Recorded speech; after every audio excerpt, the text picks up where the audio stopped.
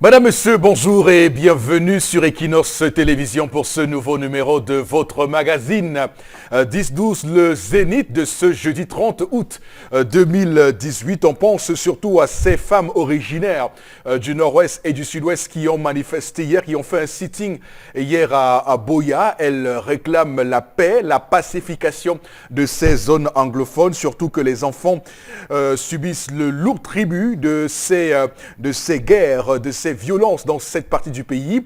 Donc ces femmes ont décidé de se mettre ensemble pour que le Cameroun retrouve un chemin pacifique bien clair. On parle également ce matin des Nigérians. C'est un chiffre de l'Institut national de la statistique qui dit que les Nigérians ont près de 5000 entreprises au Cameroun, sont propriétaires de 5000 entreprises au Cameroun. Cela témoigne évidemment du dynamisme des opérateurs économiques nigérians dans ce pays. On souhaite un bonjour particulier à toutes ces personnes originaires du Nigeria qui sont au Cameroun et dont la collaboration se passe très bien entre Camerounais. Madame, Monsieur, installez-vous confortablement parce que ce matin, on va sortir de très gros dossiers parce que selon une information Equinox, Isikou Ayuk Tabé et 9 autres leaders présumés sécessionnistes sont ce jour donc attendus au tribunal de grande instance du Fundi. Donc leur conseil a introduit une demande de libération immédiate dont le juge du TGI devra statuer pour dire si oui ou non on va les libérer. Monsieur Bachou Charlabel, bonjour et bienvenue.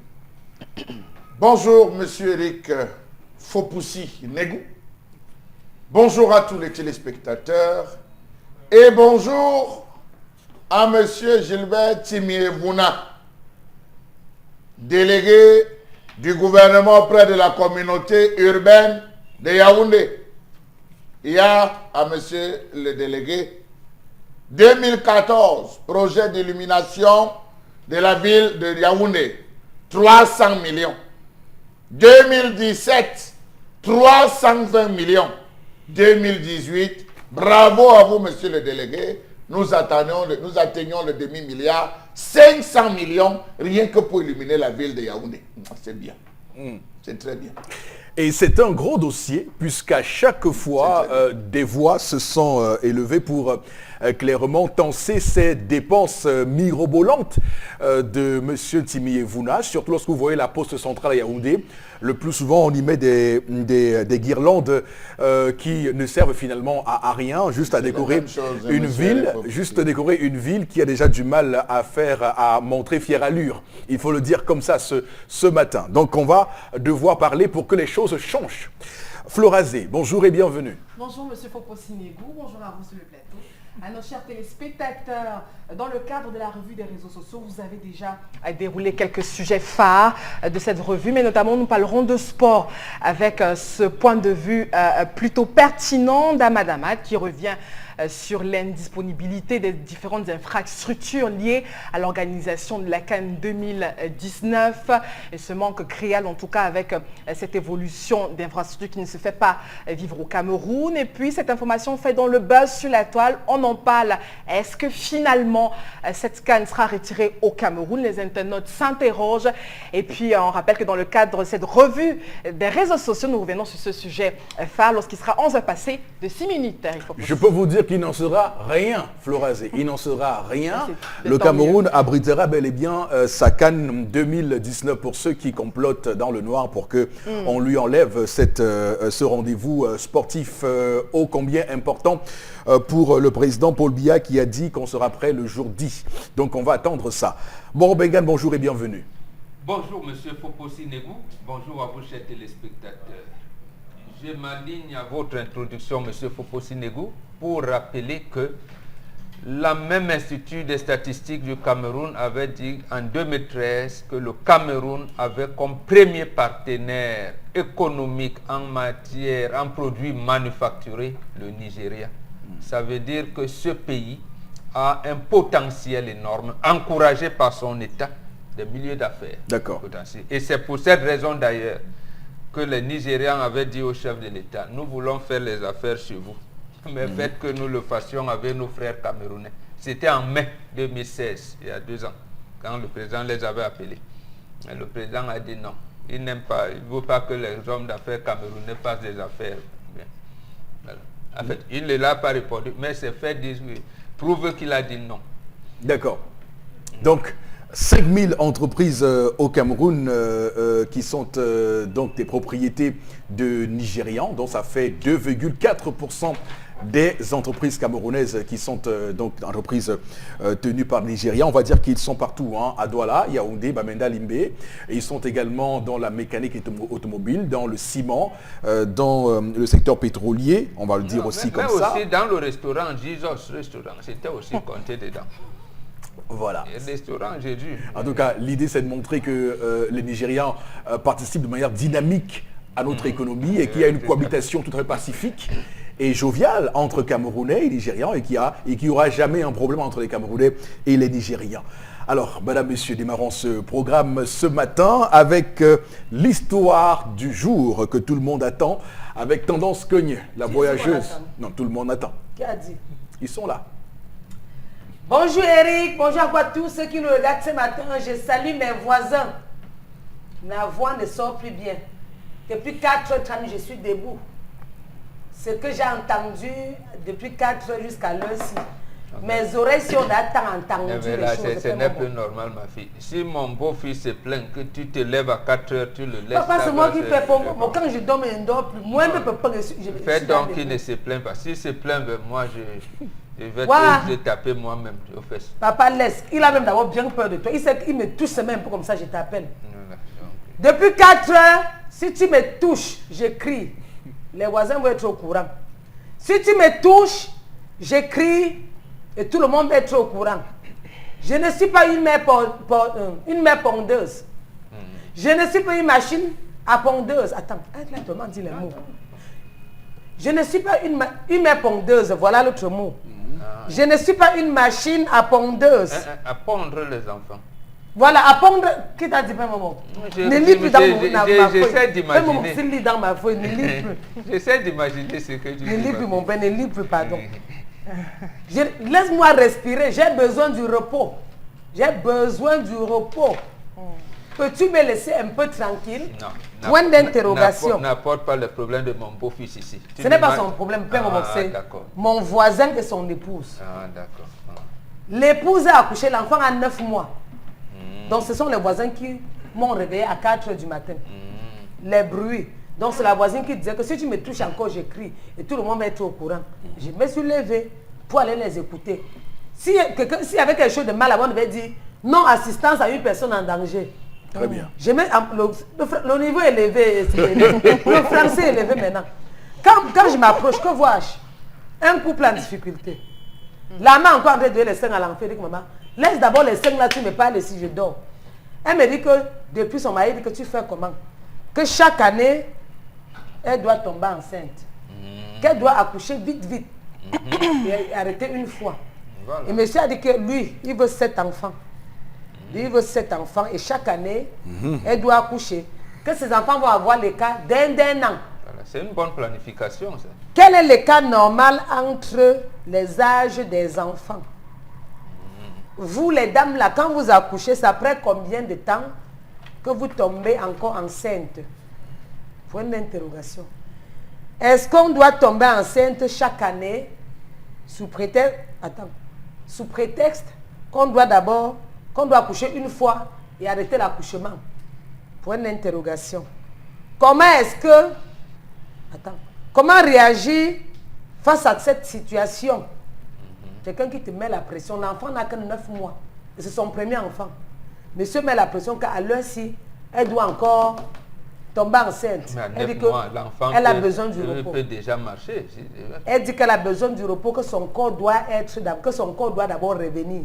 Il estime qu'elle a même trop duré. Qu'en temps normal, à 7 mois, elle devait déjà sévrer l'enfant et retomber enceinte. Elle dit que mieux elle meurt. Que ça ne se passe pas comme ça avec elle. J'ai déjà posé toutes les questions où je repose Eric. Ça va, on a compris. Tu as compris la version où j'ai dit. Les cas d'âge entre les enfants. Comment est-ce que vous gérez ça? À 9 mois, l'enfant déjà. Vous, les femmes qui me regardez là, vos enfants ont les cas de combien de mois? Est-ce que le couple s'y a raison? est-ce que monsieur a raison de mettre la clé 14 à madame? On appelle ça clé 14 ou encore agression. Non, non, c'est pas une agression. Mais Tu ne vois pas l'agression? Non, comment? il est en train de négocier. Il n'y a pas d'agression. Cette négociation-là n'est pas non. Il négocie mal. C'est madame qui s'en prend mal. Parce que la manière qu'ils ont discuté, j'ai entendu, je ne suis pas une mère pondeuse, laisse-moi tranquille, je vais dormir, laisse mon enfant grandir, hein, tu vas attendre même 2 ou 3 ans. Donc il estime que 2 ou 3 ans, là, c'est que sa femme l'a tué. Vous avez la parole, que 2 ou 3 ans, c'est que tu m'as tué. Madame, tu vas accoucher vite, vite. À cet enfant, tu arrêtes. D'accord. Tu as compris le sens de... Non, mais écoute, on a compris. Accoucher vite, vite, ça On veut a dire bien compris. Mais chaque année, elle tombe enceinte. À vol, à vol. Ah, d'accord. Elle dit qu'elle ne que Florence, pardon. vous comprenez ce que je Qu'elle vous ne dis. peut pas. Alors,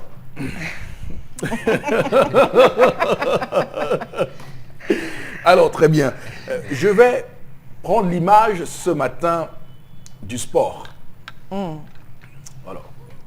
Parce que le sport, c'est une activité, une discipline et aussi un facteur de construction mentale et psychologique de l'individu. Et dans le sport, je prendrai la résistance.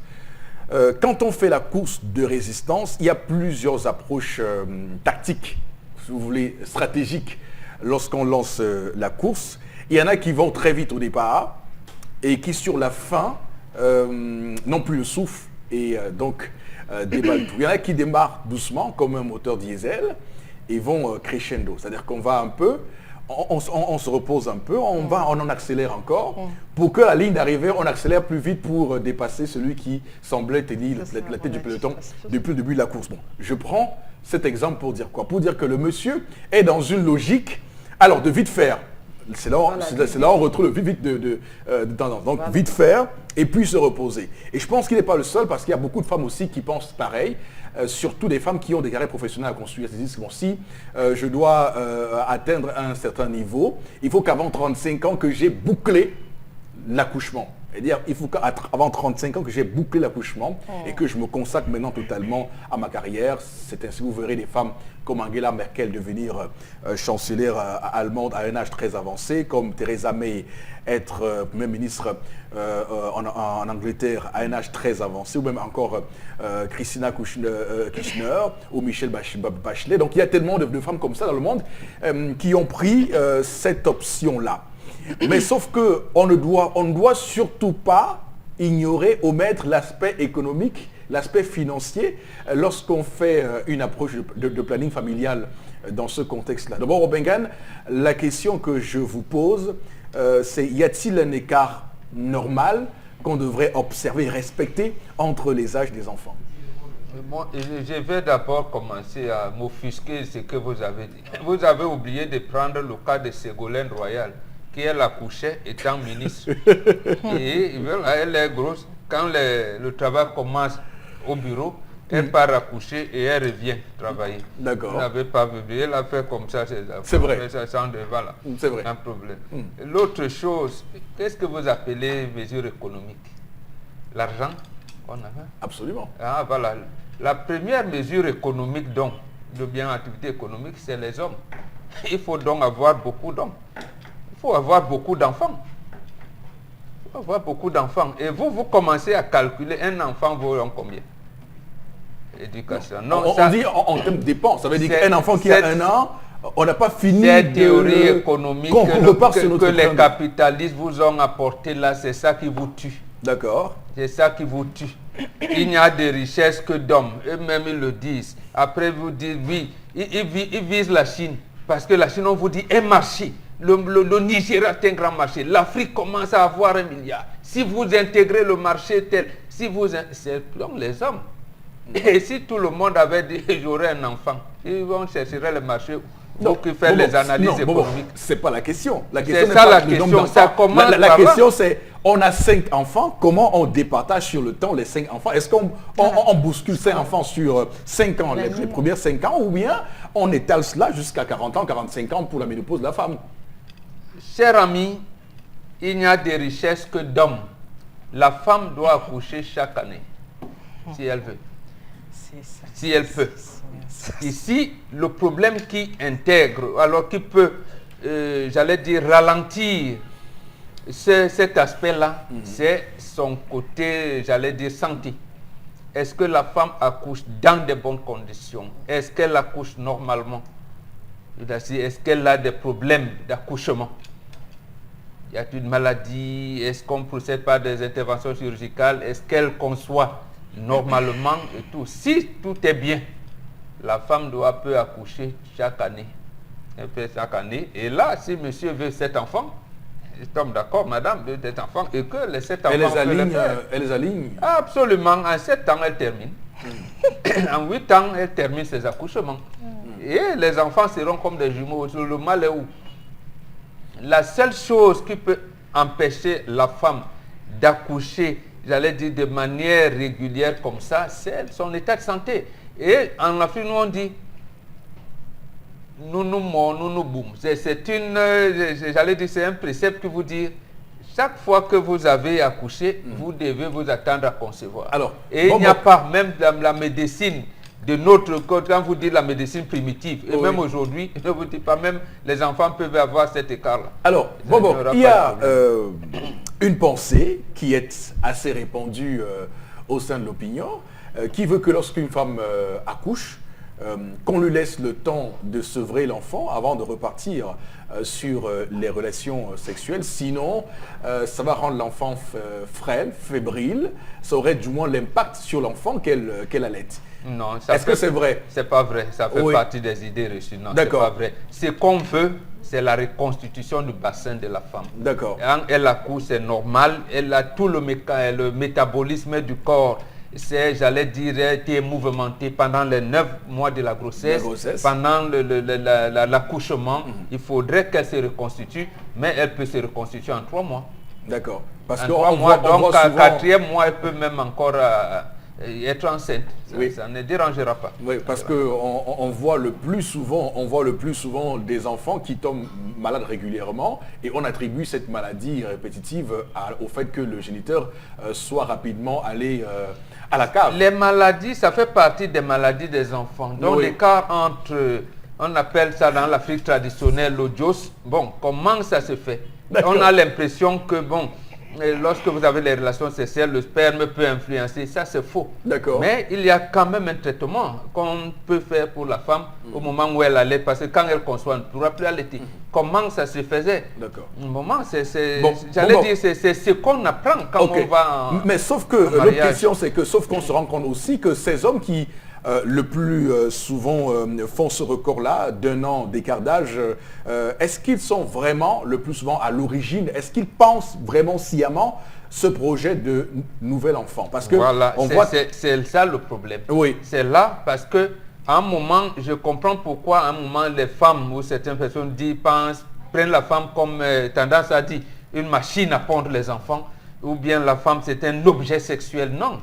Non, ça part de la planification. Dès lors qu'on constate que la femme n'a pas de problème d'accouchement, justement, l'homme doit donc, comme vous avez dit, planifier. Et dire que j'ai mes champs de cacao, j'ai même maïs, parce que vous pensez toujours en termes que j'ai un salaire de 800 000. Ce n'est pas ça, ça n'a rien à voir avec tout ça. Parce que ceux qui ont même des salaires de 10 000, ils ont des enfants qui naissent mongoliens, ils ne savent pas comment les entretenir. Vous entendez les centres de, je ne sais pas moi, de Tessie ou de cela, les enfants qui naissent avec des malformations, ça existe. Donc, ce n'est pas le portefeuille. D'accord. Mais c'est, j'allais dire l'encadrement, parce que dans l'accouchement, c'est toute la famille qui y est. Parce que, et il faut accoucher beaucoup d'enfants. Parce que vous pouvez avoir un frère ou une soeur qui n'a pas accouché, vous allez faire comment? Il faudrait bien que vous soyez en mesure de donner un enfant à votre frère qui, lui, n'a pas eu d'enfant.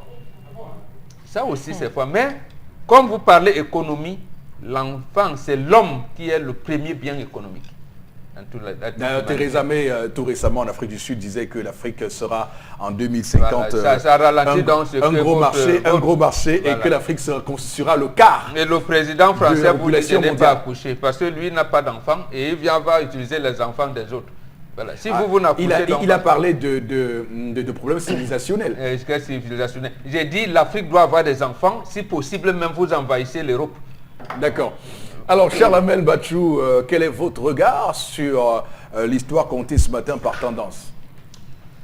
Monsieur Eric Fopoussi, l'entrée de l'occidentalisation ou de l'Occident en Afrique a pratiquement décimer l'ensemble des réalités civilisationnelles africaines. Permettez-moi de le dire parce que on a des peuples qui se cherchent aujourd'hui. On a des peuples qui, à une certaine époque, avaient la maîtrise de la métallurgie, qui aujourd'hui ont perdu. Vous savez que dans la zone de l'Ouest, les meilleurs forgerons venaient de 2 zones précises. La zone de Bayangam, la zone de Banjoun, la zone de Bakon. C'est là où venaient les meilleurs forgerons. Aujourd'hui, vous faites un tour, ça a disparu véritablement. J'ai beaucoup passé à la main, justement, pour qu'ils comprennent, parce qu'on leur apprend l'art de la pierre taillée à l'école, ils ne savent pas. Justement, c'est cette chaîne-là qui arrivait jusqu'à Ndom et à Matombe. Voilà. Donc, monsieur Rifopoussi, ceux-là, les Africains ont tout perdu. Je parle du Cameroun, je rentre au Cameroun, ont tout perdu jusqu'à perdre l'essence même de la vie. Moi, je vous pose une question aujourd'hui, je la pose aux téléspectateurs. Quelle est la raison pour laquelle on entretient des rapports sexuels? Pour le plaisir ou pour la procréation? Bonne question. Monsieur Rifopoussi, je laisse à votre appréciation. Mais répondez, lorsque vous aurez une réponse à cette question... Non, la réponse, je peux présumer non, que votre présumer sur la base de votre corpus de pensée que c'est pour faire des enfants. Monsieur Rifopoussi, il faut donc mettre ce qu'il faut pénétrer. Donc, monsieur Rifopoussi, la pensée africaine sur la sexualité pour comprendre. Lorsque vous allez dans toutes les chefferies traditionnelles, vous allez vous rendre compte qu'on représente une femme avec la poitrine galbée. La poitrine galbée, les gens ont l'impression de dire que c'est les jeunes filles. Non, c'est le lait. Cette maman qui détient le lait, qui allait l'enfant. On représente une autre femme avec la poitrine tombée. Regardez le faciès, vous allez voir une asymétrie, une rebombance au niveau du ventre. Vous allez vous rendre compte qu'on passe un message. Regardez les sculptures de l'homme. Vous allez voir un membre, le phallus notamment, est en état d'érection. Monsieur Rifopoussi, c'est de là qu'il faut partir pour comprendre la question de la sexualité en Afrique. Ne prenez pas la sexualité occidentale, vous venez la coller à l'africaine. Débridée. Ne prenez pas la sexualité occidentale, vous venez la coller à l'africaine. Je suis désolé, monsieur Rifopoussi. Mais quoique, parce qu'il faut quand même qu'on le dise, quoique, si on fait, autant on fait l'amour pour avoir, je veux dire, des enfants, autant on y tient un plaisir. Hein. Mais monsieur Rifopoussi, cela provient. C'est pas non plus un calvaire. Allez voir au Congo la communauté des singes appelée les bonobos. Vous allez vous rendre compte qu'ils vivent comme des hommes. Vous pouvez frapper sur Internet, la communauté des singes, des bonobos, vous allez voir comment ils vivent. Ils vivent comme des hommes où l'amour intègre. Et c'est ça le principe africain, monsieur Rifopoussi. Je termine par là parce que je sais que Flo Razier veut se servir de cela pour vous faire développement. Monsieur Rifopoussi, je tiens à vous préciser que la première chose que l'occidentalisation a tué, c'est le principe du mariage chez les Africains. Le principe du mariage, en commençant par casser la polygamie. Premier principe, un homme avec ses femmes. Un homme, il est avec une femme, elle conçoit, on la prépare, il enceinte la deuxième, il revient.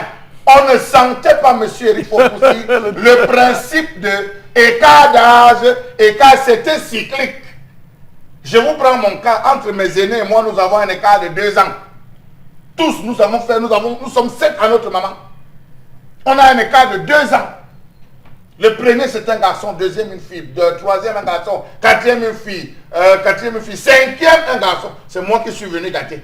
On attendait une fille, monsieur Rifopoussi, je suis né. Donc je vous dis, monsieur Rifopoussi, que ce principe ne date pas d'aujourd'hui. Ce principe ne date pas d'aujourd'hui où on fait des écarts. Lorsque vous allez dans la société, femme sur les bêtises, c'est écart d'1 an. Et il faut parcourir pour comprendre certaines choses, monsieur Rifopoussi. En quoi est-ce que cela dérange? Et autre chose, les Africains avaient compris que le bassin de la femme n'est prédisposé à concevoir qu'à partir d'un certain âge, notamment à l'âge de 14, 15, 16, 17, 18 ans. C'est à ce moment qu'on prenait la femme. Elle était femme, après dès ses premières règles, elle était femme, le bassin était prédisposé à donner, comme vous l'a dit Mbombo. Surtout que scientifiquement, à partir de 28 ans, la femme perd 50% de sa capacité. Merci, monsieur Rifopoussi. Aujourd'hui, les filles commencent à faire les enfants à 27 ans, 28 ans, 29 ans, 30 ans, quand le corps est déjà foutu. Oh, Quand le corps est déjà foutu, c'est en ce moment Ouais, c'est la qu'elles vont science, vous faire, c'est la elles vont science. vous faire naître des enfants. corps est foutu, elles vont ça vous veut dire faire quoi? naître des enfants après qu'elles aient consommé des alcools toutes les nuits, tiré des cigarettes, les enfants avaient des lèvres Mais vous rouges, parlez d'une des enfants catégorie avaient de les yeux femmes. rouges, des enfants Ne carrés. généralisez Monsieur pas. Eric Fopoussi, il y a un moment pour faire l'enfant. Donc je pense que ce monsieur, il a respecté même l'heure que Tendance dit. L'heure est respectée parce qu'il y a une heure pour faire l'enfant, monsieur Eric Fopoussi. On ne fait pas un enfant à 13 heures. Oh. Je termine en disant, monsieur Eric Fopoussi, aujourd'hui l'Occident nous a tués. Je vais parler plus parce que Mboboga a déjà développé. Je vais parler plus. Monsieur, l'Occident nous a tués. À nous de revenir à nos anciennes valeurs. Et je dis à ce monsieur, monsieur, si votre femme n'est pas prête à faire cet enfant, eh bien prenez une deuxième femme. Oui, ça ne m'étonne pas. C'était la bonne chute pour Chalamet. Vous avez la parole, Non, Florence. c'est la meilleure continuez. chute pour Chalamet. Vous Alors, avez la parole. Je tiens à rappeler que nos us et coutumes, traditions et autres ont des limites. Parce qu'étant érigés par des hommes faits de chair et de sang. Donc, la tradition, nos cultures africaines à un moment donné ont des limites. Et des limites que si vous voulez, qui sont rectifiées aujourd'hui. Je vais dire mondialisation, occidentalisation, d'autres vont me jeter la pierre. Je tiens à dire à Chalamel qu'il n'existe pas une sexualité africaine, une sexualité occidentale. Utilisez même le Kama Sutra, utilisez toutes les méthodes, attention, oui. faites attention à ce que vous Sexualité, dites. quand on a affaire à un homme et à une femme, moi je reste sur le Je suis plan, désolé, je il y a une reste sur le sexualité plan africaine. physiologique. Non, monsieur, il faut pousser, Vous je ne voyez, peux pas l'accepter. je reste Il y sur a le une plan, sexualité chinoise, je vais il y a une terminer. sexualité japonaise. Je il y a une sexualité reste sur le africaine. plan physiologique. Vous avez poussé la Utilisez sexualité le Kama occidentale. Sutra. Utilisez tout ce que vous voulez comme méthode sexuelle. Ne venez pas nous dire que c'est parce qu'il y a une sexualité africaine, la femme peut accoucher après 2, après 3 mois. Je dis non. Sexe égale sexe. Qu'on ait la peau noire ou la peau blanche. Je viens pour dire maintenant que justement dans nos cultures, puisqu'on est en Afrique, il y a beaucoup de limites, Eric Fopoussi. Il faut parce les que montrer. justement, mais oui, parce que montrer là justement, où- là, c'est parce bon, que et c'est justement, comme oui, ajouter. parce que Merci, justement, on a utilisé la femme. Chalamet a tendance à utiliser dans, je vais dire, la dame, dans ses excès de colère, elle a dit machine à faire bébé, machine à faire des enfants et tout.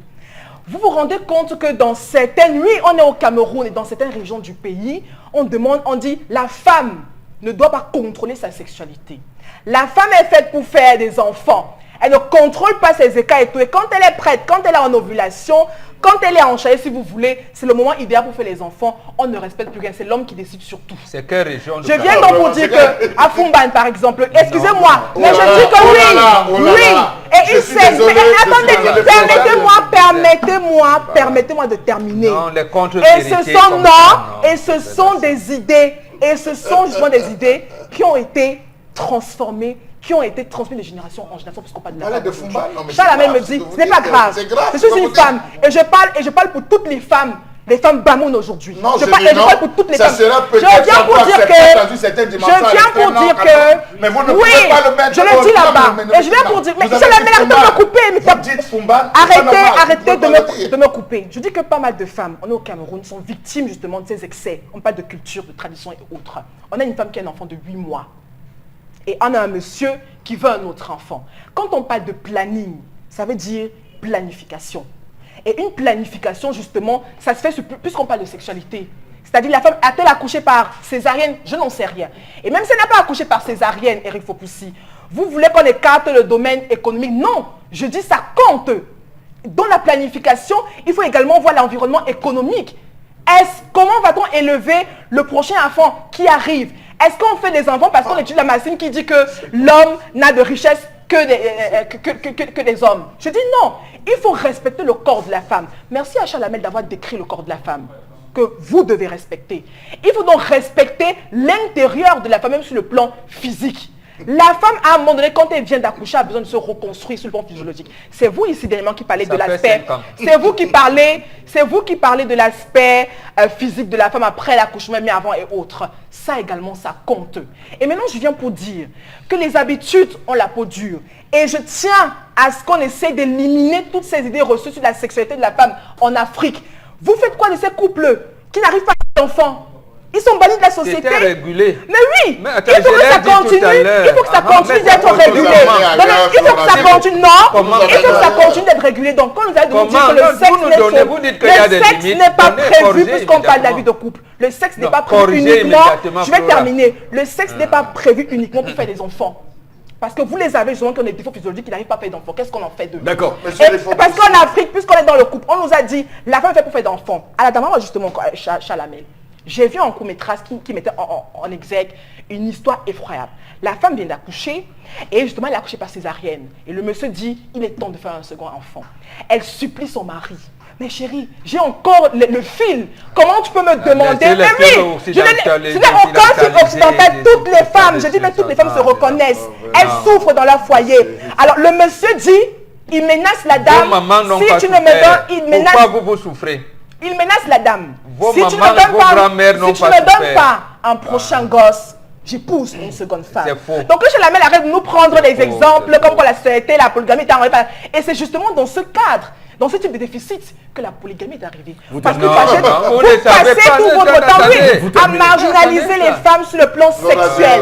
La femme a le droit de contrôler ses naissances, elle a le droit de contrôler sa sexualité et l'homme doit le comprendre. Et l'homme doit la comprendre. Arrêtez de D'accord. nous prendre Merci, la vie Florazé. radicale sur le plan traditionnel Mais et c'est autres. pas- Nous ne pouvons pas laisser passer. Non, vous allez laisser passer. Non, Chalamel, C'est mon avis. Vous avez parlé, on a compris votre point de vue et vos indications. Bon, Robingan également. J'aimerais surtout faire une précision pour qu'on se comprenne bien et qu'on soit d'accord tout le monde sur ce plateau. La sexualité est bien différente de l'acte sexuel.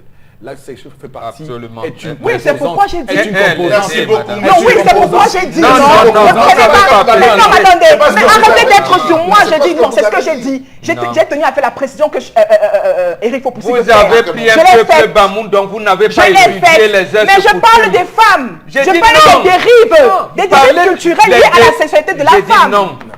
Un cas que vous avez pris ne peut pas être généralisé, madame. Ah, parce que quand vous faites des exemples ici, il faut les généraliser. Nous Parce que avons quand Chalamel dit étudié qu'une le femme problème. à 30 ans veut faire l'enfant, elle est déjà foutue, ça veut dire quoi? Ça ne Elle veut est rien foutue. dire. Elle est foutue Elle est- pourquoi? elle est quoi, votre gynécologue non, vous dira. il y en a à 30 ans qui ont une bonne hygiène Ce de n'est vie pas de ça qui vous qu'il permet d'avoir parle. des enfants. C'est pas de Foutu ça, ou justement, pas vous foutu, ne comprenez mais pas, si je Flora. me base sur Chalamel. Non, vous l'avez pas Foutu ou pas compris, foutu, on les voit faire des malheureusement. enfants. Ok, merci. Donc pour moi, Merci ça la beaucoup. vie qui Merci, tient la route. Florazé. Vous l'avez pas Florazé. compris. Pas la peine. Justement, vous expliquez quelque pas la chose peine que de vous ne sortir de vos comprenez bancs. pas. Bon, Oui, Benga, merci madame, infiniment. On va J'ai toute la tête, hein, je comprends très bien. on va s'en tenir là. On va s'en tenir à ça. On va s'en tenir à ça sur ce plateau ce matin.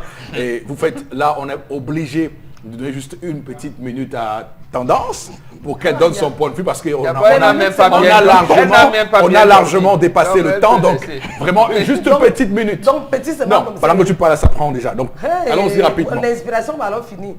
Maintenant, il n'y a pas l'amour. C'est un homme qui veut ta mort. Si en accouchant, je meurs. Il n'y a pas l'amour. Oui, c'est vrai, Si en pardon. accouchant encore, je meurs, tu fais comment? C'est vrai.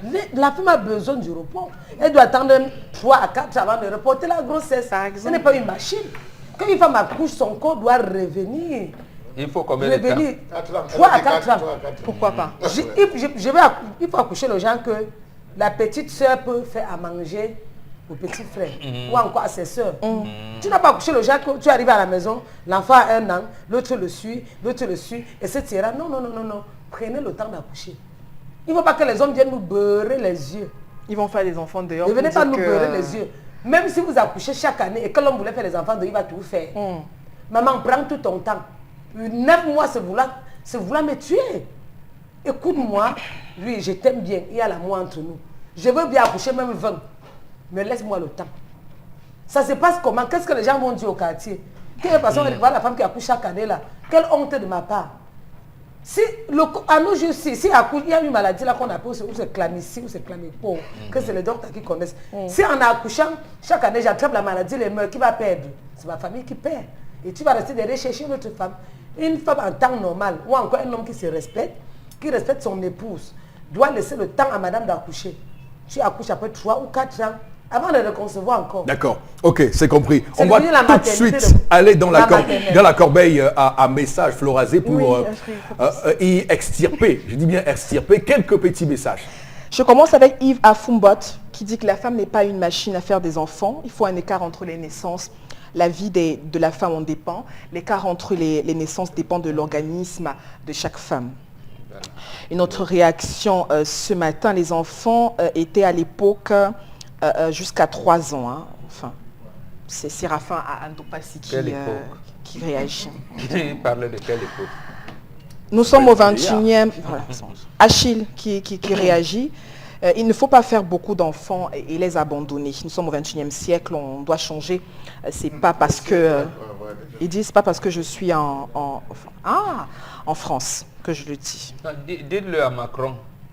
Là, vous me comprenez. Bon, vous faites une fixation sur vois. Macron. Il est en France. Allez, Il dit qu'il est en France. Non, Donc, il dit qu'il ne avec- le dit pas. parce Macron qu'il est ne en- nous a rien fait, attention. Si, il a dit que les Africains ne doivent pas accoucher. C'est son point de vue, il ne nous impose Il n'a pas ça. pas, il n'a pas donné son point de vue sur nous. Mais plus que nous Idriss, donnons sur la France. Voilà. Idriss Fassal à Marois, la Bible dit allez sur la terre, multipliez-vous.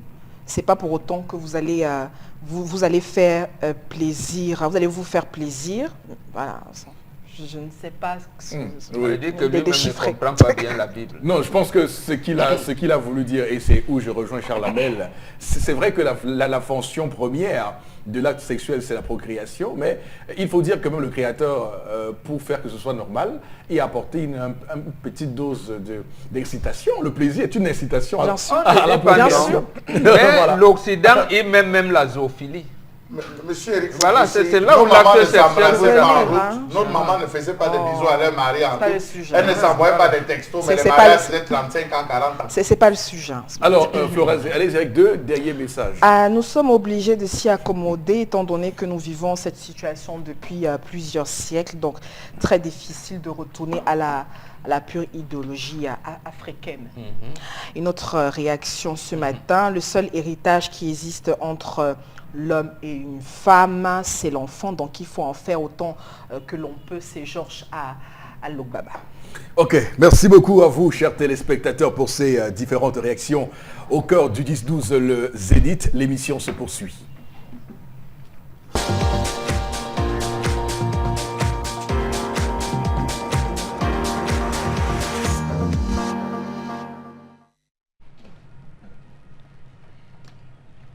Je m'interroge ce jour sur la question de la rémunération salariale au Cameroun. Pourquoi est-ce qu'on paye mal au Cameroun? Vraiment. Dites-moi, chaque Camerounais compare son salaire à celui des fonctionnaires ou des employés de la Guinée équatoriale, du Gabon, du Congo et j'en passe. À des moments, les Camerounais poussent même le bouchon loin. Ils vont jusqu'en Afrique de l'Est à se demander, mon Dieu, pourquoi est-ce qu'on nous paye mal? Quelle est la différence qu'il y a entre un individu qui a le DA, ancienne époque, qui a le master, nouvelle époque, la licence et le baccalauréat sur le point de vue salarial dans certaines entreprises? Point d'interrogation. Pourquoi est-ce qu'on paye mal au Cameroun? Est-ce à cause des patrons malhonnêtes ou des autorités administratives complices? Peut-on lutter contre la corruption dans un pays où on paye mal? Pourquoi est-ce que les salaires sont aussi bas dans un pays extrêmement riche?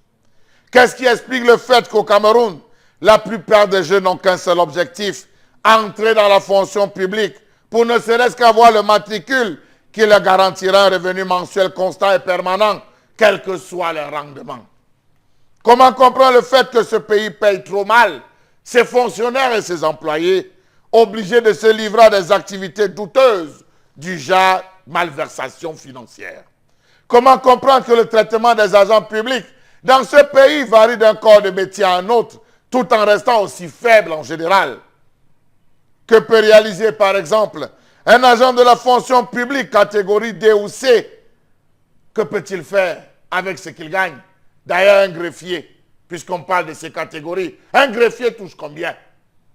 Comment comprendre qu'il paye mal comme on paye un employé en stage? Savez-vous que la grille salariale parle d'elle-même dans ce pays?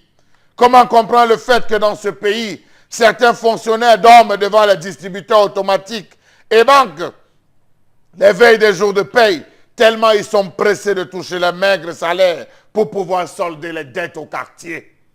Comment comprendre cette torture généralisée des fonctionnaires dans un pays qui se veut bientôt émergent?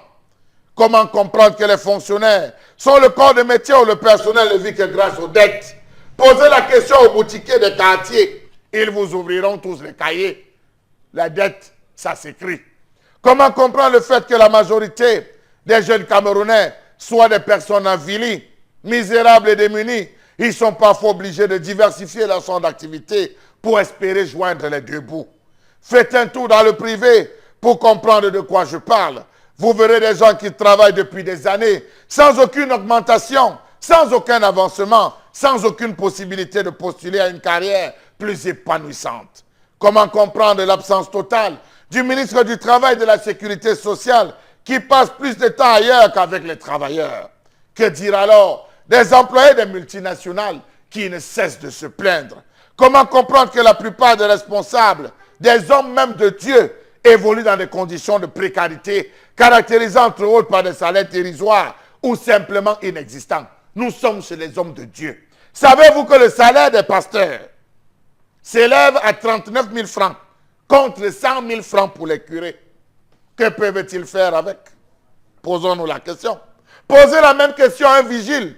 Vous comprendrez pourquoi est-ce que les pauvres sont obligés de faire les commissions en entreprise, histoire d'acheter le pain, payer la nourriture, ou alors aller faire des courses et des transferts pour ne serait-ce qu'arrondir leur journée. Vous poserez-vous sans doute la question de savoir pourquoi est-ce qu'ils semblent ne pas rechigner. Ne vous trompez pas, ils font tout. Ces employés que vous avez, que vous payez mal, ils font tout, sauf travailler, puisque l'esprit est ailleurs. N'ayons pas peur d'user des mots justes.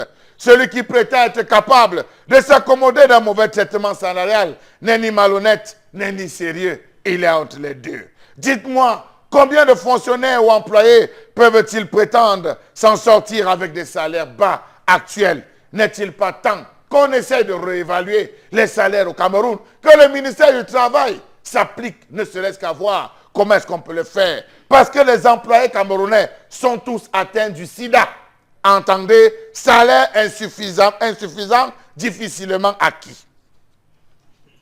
Et donc, nous voici dans une question particulière, madame, messieurs, ce matin, la question donc du pouvoir d'achat des Camerounais adossé donc aux revenus mensuels de chacun d'entre eux, notamment les salariés qui bossent et qui attendent qu'à la fin du mois, il y ait une rémunération conséquente et qui leur permette de gérer leurs factures, puisqu'on parle de gérer les factures.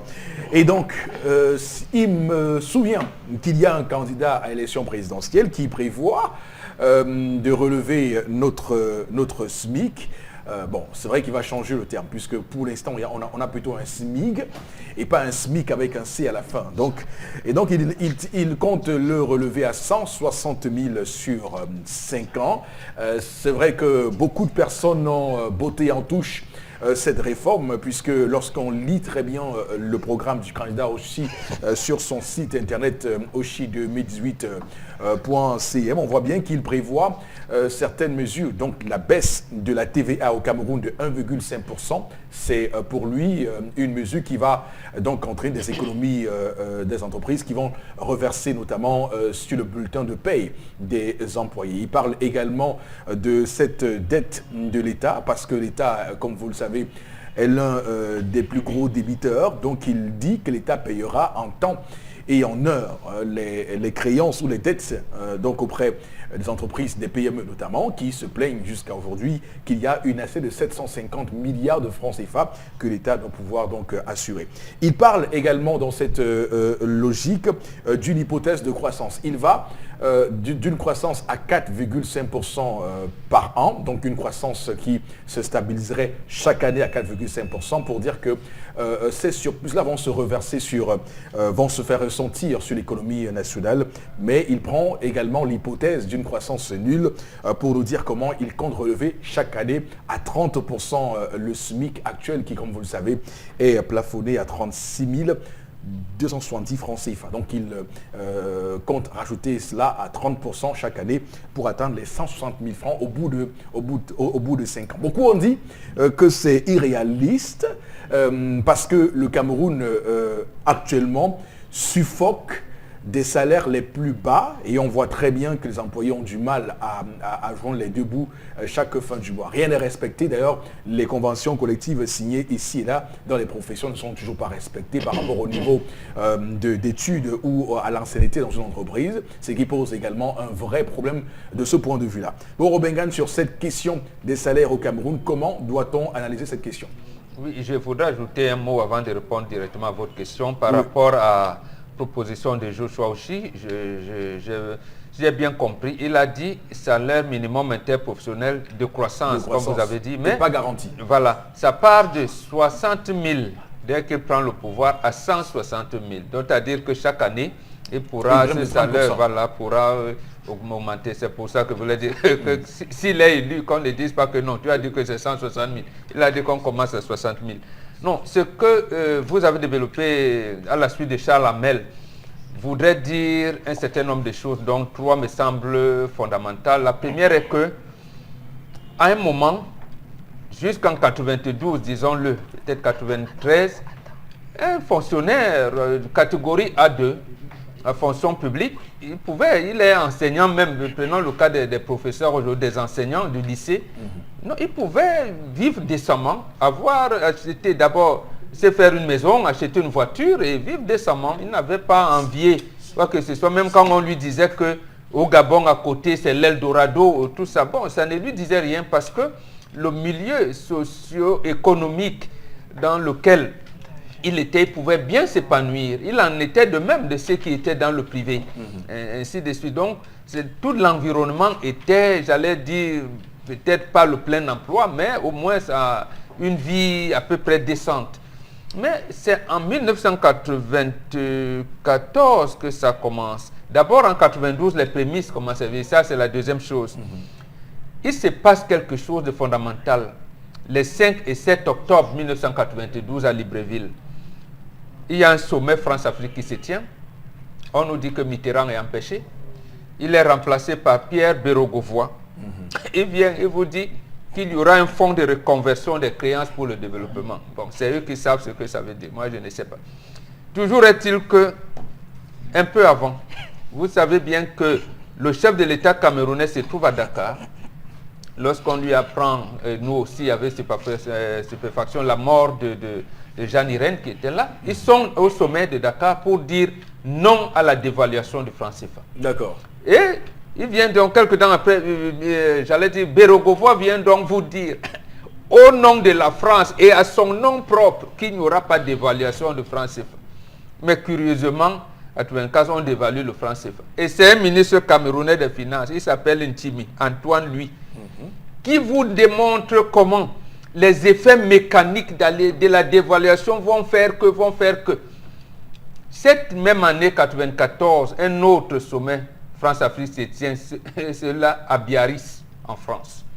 On essaye de nous démontrer, comme nous sommes des nègres, que oui, certes, la dévaluation a eu lieu, mais c'est pour des conditions qui permettent le boom économique. Je prends là leur mot.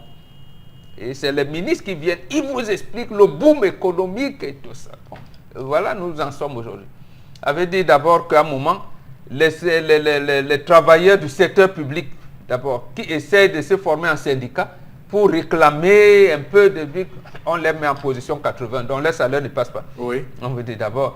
Et les autres, jusqu'aujourd'hui, on interdit même aux policiers, aux greffiers, aux magistrats de former des syndicats. Voilà comment on pense qu'on peut maintenir le Cameroun. Donc, en fait, nous sommes dans une situation où on voyait les choses venir et on n'a rien fait pour contenir ce qui allait arriver. Ne serait-ce que permettre, comme vous avez parlé tout à l'heure du Nigeria, au secteur productif, c'est comme ça qu'on appelle le milieu des affaires, au secteur productif de prendre le relais pour absorber ce que l'État n'aurait pas dû faire. Et c'est donc cela la mondialisation, le flot rasé. C'est-à-dire que c'est un contenu idéologique et politique qu'a mis en place Margaret Thatcher et Ronald Reagan. pour faire en sorte que les États reculent un peu et laissent la place aux multinationales. C'est-à-dire, on produit, on fait en sorte que le secteur privé soit émergent pour absorber ce que l'État ne peut pas faire. Voilà, ce n'est pas le faire où vous envoyez le WhatsApp, ce n'est pas ça la mondialisation. D'accord. Ok, Chalamel, sur la question des salaires bas Monsieur au Cameroun. aussi, il faut faire le tour pour comprendre. Regardez à quel pic aujourd'hui, en fait depuis les années 90 jusqu'à ce jour, la corruption a gangréné tous les secteurs d'activité à telle enseigne que aujourd'hui l'honnêteté a disparu.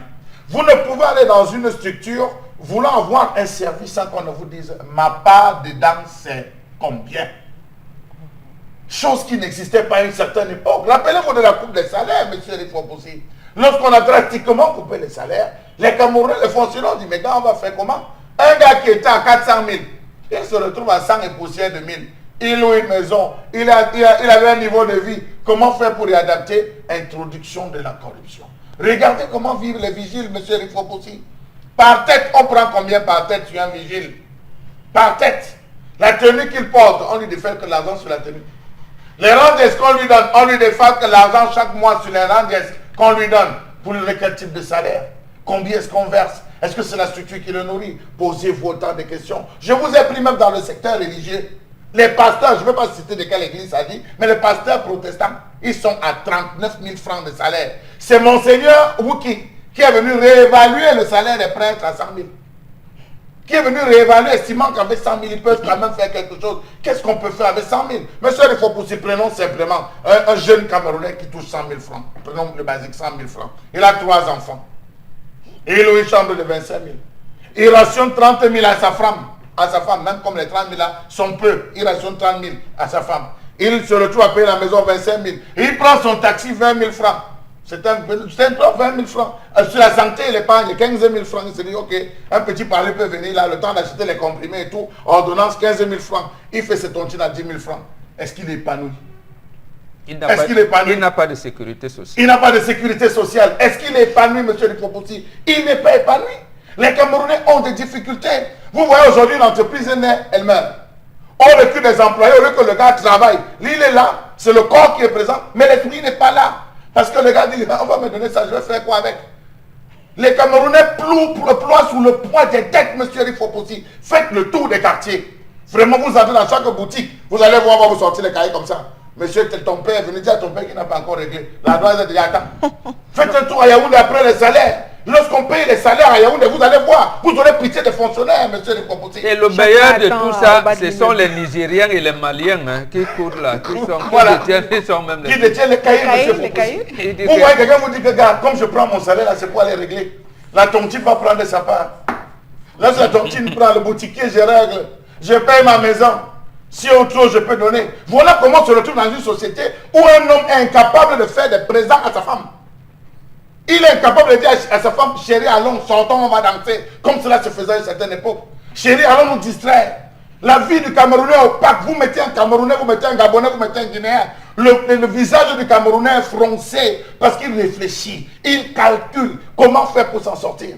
Mais nous avons quand même des institutions qui sont là pour protéger le travailleur. Allez dans les multinationales.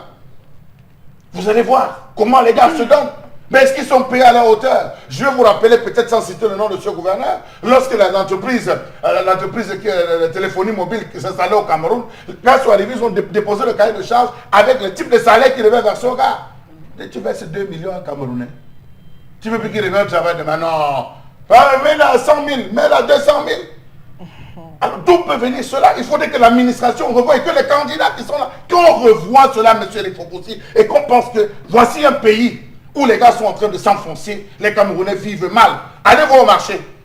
Nous avons un ministre du Commerce qui dit lutte contre la vie chère. Je vous assure, les 30 000 que j'ai mis là, vous donnez 30 000 à votre femme comme ration, ça ne représente rien. Ça, ce n'est que pour 1 ou 2 semaines, monsieur Rifoposi. D'accord, merci. Alors, quand on vous dit que quand le communisme avait vu ça venir, hein, le communisme avait vu le capitalisme venir dans cette déstructuration, ce désossement de l'humain, parce qu'en réel, l'humain devient un pion qui est au service du capital. Et pourtant, le capital devrait être au service de l'humain. C'est le chemin contraire. On voit sur quoi ça débouche. Alors, Florazé, quelle est votre interprétation de cette colère de Chalamel ce matin? Juste en 30 secondes. Non, Chalamel a dit qu'il faut une réforme totale, peut-être qu'au-delà même du salaire, peut-être revoir la rémunération, c'est-à-dire dans le sens onéreux, un peu allégé pour certains, par exemple, agents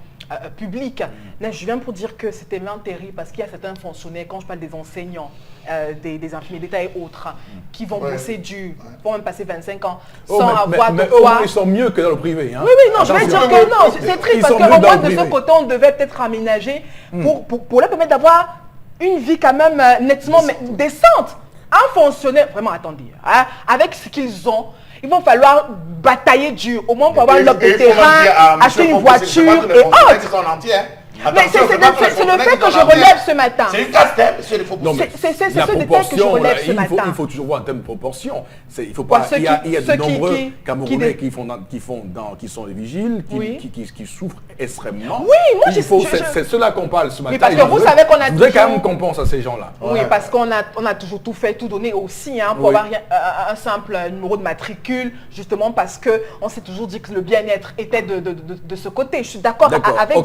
Donc je dis qu'il faut vous une terminez réforme par là. totale. Alors, tendance, juste en 30 secondes également, toi, ton point de vue sur ces salaires bas au Cameroun, dans le privé surtout, parce que les fonctionnaires, j'ai envie de vous dire que là encore, on peut comprendre. Tellement bas au point, comme Charles n'avait pas de la ration. Aujourd'hui, tu as resté 5 000 francs, tu n'achètes rien. Tu vas acheter une boîte de riz, oui. Tous les Camerounais mangent le riz. Le lendemain, tu vas encore préparer quoi? D'accord. Au moins, quand tu poses le riz au feu, ça gonfle. Oui. Les enfants mangent tous les jours. Ils vont encore manger quoi demain après. Parce que le tapioca est devenu cher. Ok, très bien. Alors, pourquoi je fais une fixette sur les verres de fonctionnaires? C'est pas que j'ai tapioca, un mot contre les fonctionnaires. C'est que j'estime que dans les entreprises privées au Cameroun, il y a un problème de régularité des salaires. Donc, vous savez que même si vous touchez, c'est un problème. Et votre salaire est d'abord bas, mais il vient 2-3 mois après. Imaginez-vous, c'est complètement difficile. Les fonctionnaires ont moins la chance que chaque mois, le 28, à partir du 28, ils ont le salaire. Ils peuvent planifier. Ce sont ces fonctionnaires, les ministres, qui ont fait que le salaire soit bas dans le privé. Oui. Et précisément, c'est ce que je disais, l'État n'a pas voulu que le secteur productif prenne, résolve ce que lui n'a pas pu faire. D'accord. Merci beaucoup. Le privé. On va, madame, monsieur, marquer voilà la fin de cette première partie. Nous sommes de retour dans un court instant.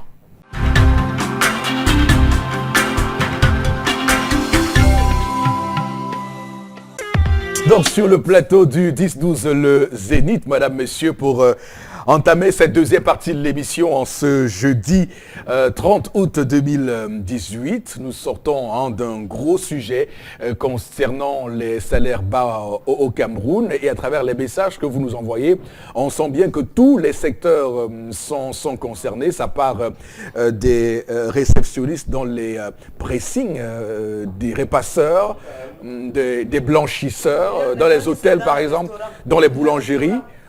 La faute véritable, c'est cette loi qui régit le code du travail, cette loi de 92. De 92, tout à fait. Vous êtes ingénieur, vous venez négocier vous-même votre salaire, le patron vous dit, je vous mets en catégorie 6 ou 7.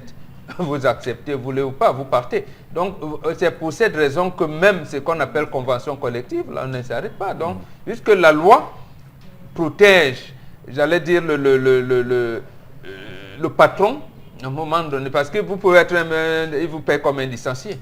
Vous pouvez être ingénieur, vous pouvez avoir le statut d'un docteur, on vous prend comme si on vous paye comme un bachelier. Et on vous dit, ça se négocie.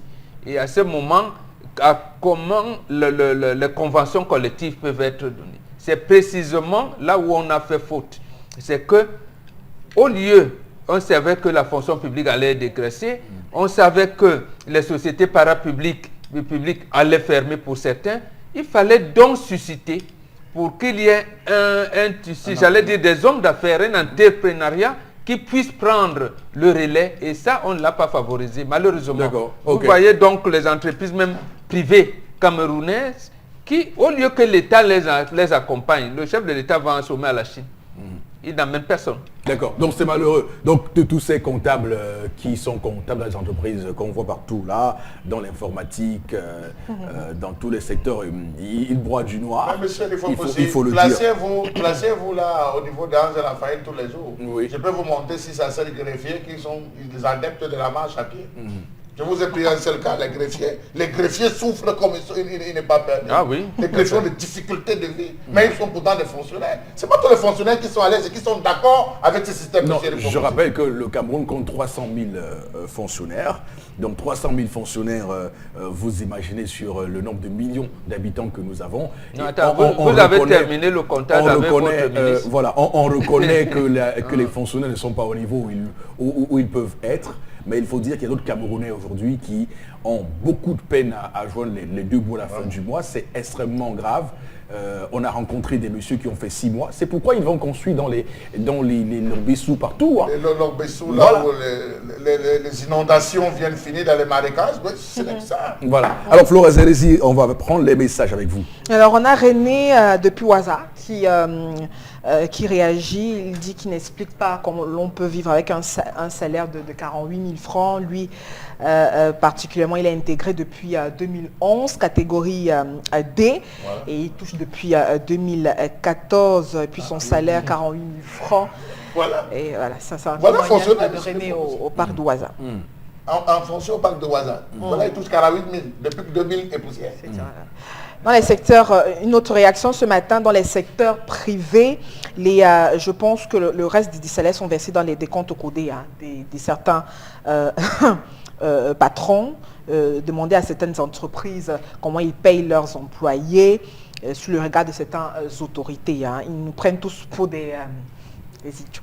Mais il faut dire que dans les multinationales, pour les expatriés, il y a une partie qu'on vous verse ici, il y a une autre partie qu'on reverse dans votre compte de l'autre côté, si c'est de ça qu'il veut faire allusion. Non, et que quand vous vous mettez en grève, c'est l'inspecteur de travail qui vient vous dire, mais méfiez-vous, on peut même vous mettre en prison. Alors, j'aimerais quand même qu'on fasse une différence, parce que beaucoup croient que les entreprises qui sont venues d'ailleurs payent beaucoup mieux. Alors, il faut dire qu'il y a une grosse discrimination. J'ai rencontré des gens qui travaillent là-bas, qui me disent non.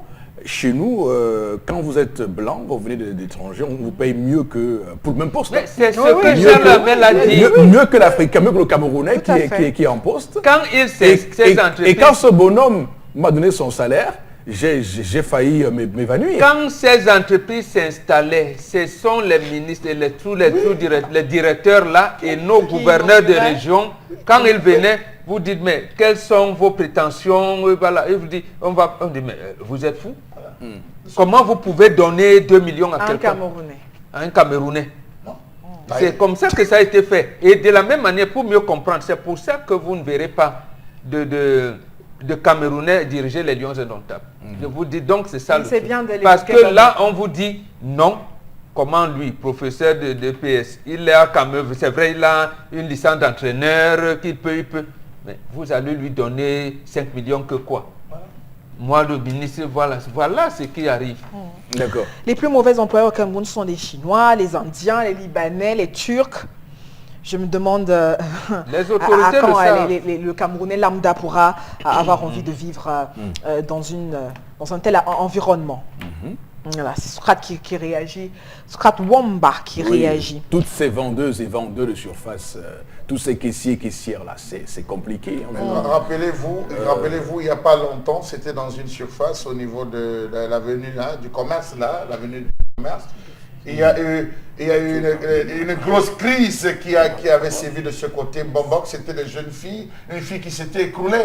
Lorsqu'on est arrivé, les populations et les mototaximens qui étaient là sont rentrés. On dit, elle est debout depuis le matin là-bas. À ce qui paraît, le patron interdisait qu'elle ne s'asseye. Donc ils vont rester debout, tourner debout. Il n'y a personne, même manger, vous mangez debout, vous faites le travail.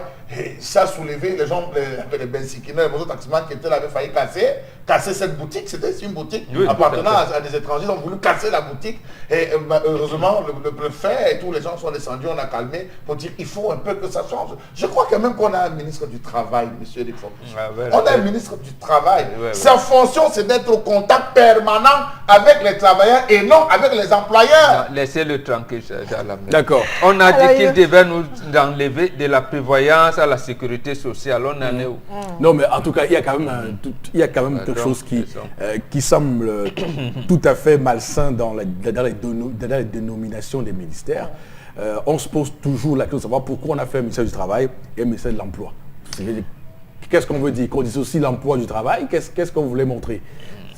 Tant de questions. Il y a un jeune Camerounais qui réagit après le bac. On ne choisit pas son métier par passion, mais par calcul. Donc il espère que le 8 octobre, tout change. Je rappelle que dans les pays développés, c'est le ministre du Travail qui donne les chiffres du chômage. Oui, Les enfants qui absolument. travaillent- Voilà. Les enfants qui travaillent de 15 heures minuit. Et ils ne rentrent même pas qu'à, ils rentrent à 1h30, 2h. Le lendemain, tu vois un enfant qui soit à 6h pour rentrer à 15h, c'est à 18h que l'enfant rentre. Pour toucher combien à la fin du mois? Les dockers 50 000 de port. Et à la Les fin enfants du qui mois, passent il a au 5 000. travail pour 50 000 francs. Ouais. Ils dorment ils sont même d'abord les gardiens de la société. Ils passent toutes les nuits peut-être à fabriquer les pains. Oui, je dois ce secteur. Fabriquer par les exemple, pains. les Voilà, pâtissiers, les pâtissiers, voilà. oui, les Il pâtissiers. faut avoir combien à la fin du mois? 50 000 francs. Il faut voir comment ils souffrent. Je te donne l'endroit. À Bepanda, là, à la rue des Pavés, à Bepanda. Non, je vous dis parce qu'ils ont eu à faire un jour une crise. voilà. La rue de Bepanda. La rue de Je Bepanda, voulais pas là, prononcer le nom, mais j'ai la Safari, même. la rue de Voilà. Bepanda, là. Ils ont eu à manifester, c'est la rue des Boulangers. Combien? 40, ça m'a donné beaucoup, ça c'est pour les anciens. qui ont Voilà, 50 000. Les gars sont dans les 25, 30 000 et ils passent toute la nuit à mouler le pain, le matin, ça sort. Voilà. Et dans quelles conditions? Ce sont terribles là-bas. Il y a Xavier qui réagit, les sociétés privées, ces entreprises privées se font plein de fric sous le dos des Camerounais. C'est la raison pour laquelle Satan ont peur de changer ce régime. Une autre... Une dernière réaction. Oui, c'est Mbarga Junior à Kwamban qui... en fait, qui est en colère aussi par rapport à cette situation. Il prend un exemple sur sa maman qui travaille dans une entreprise de la place et qui n'a pas de sécurité sociale.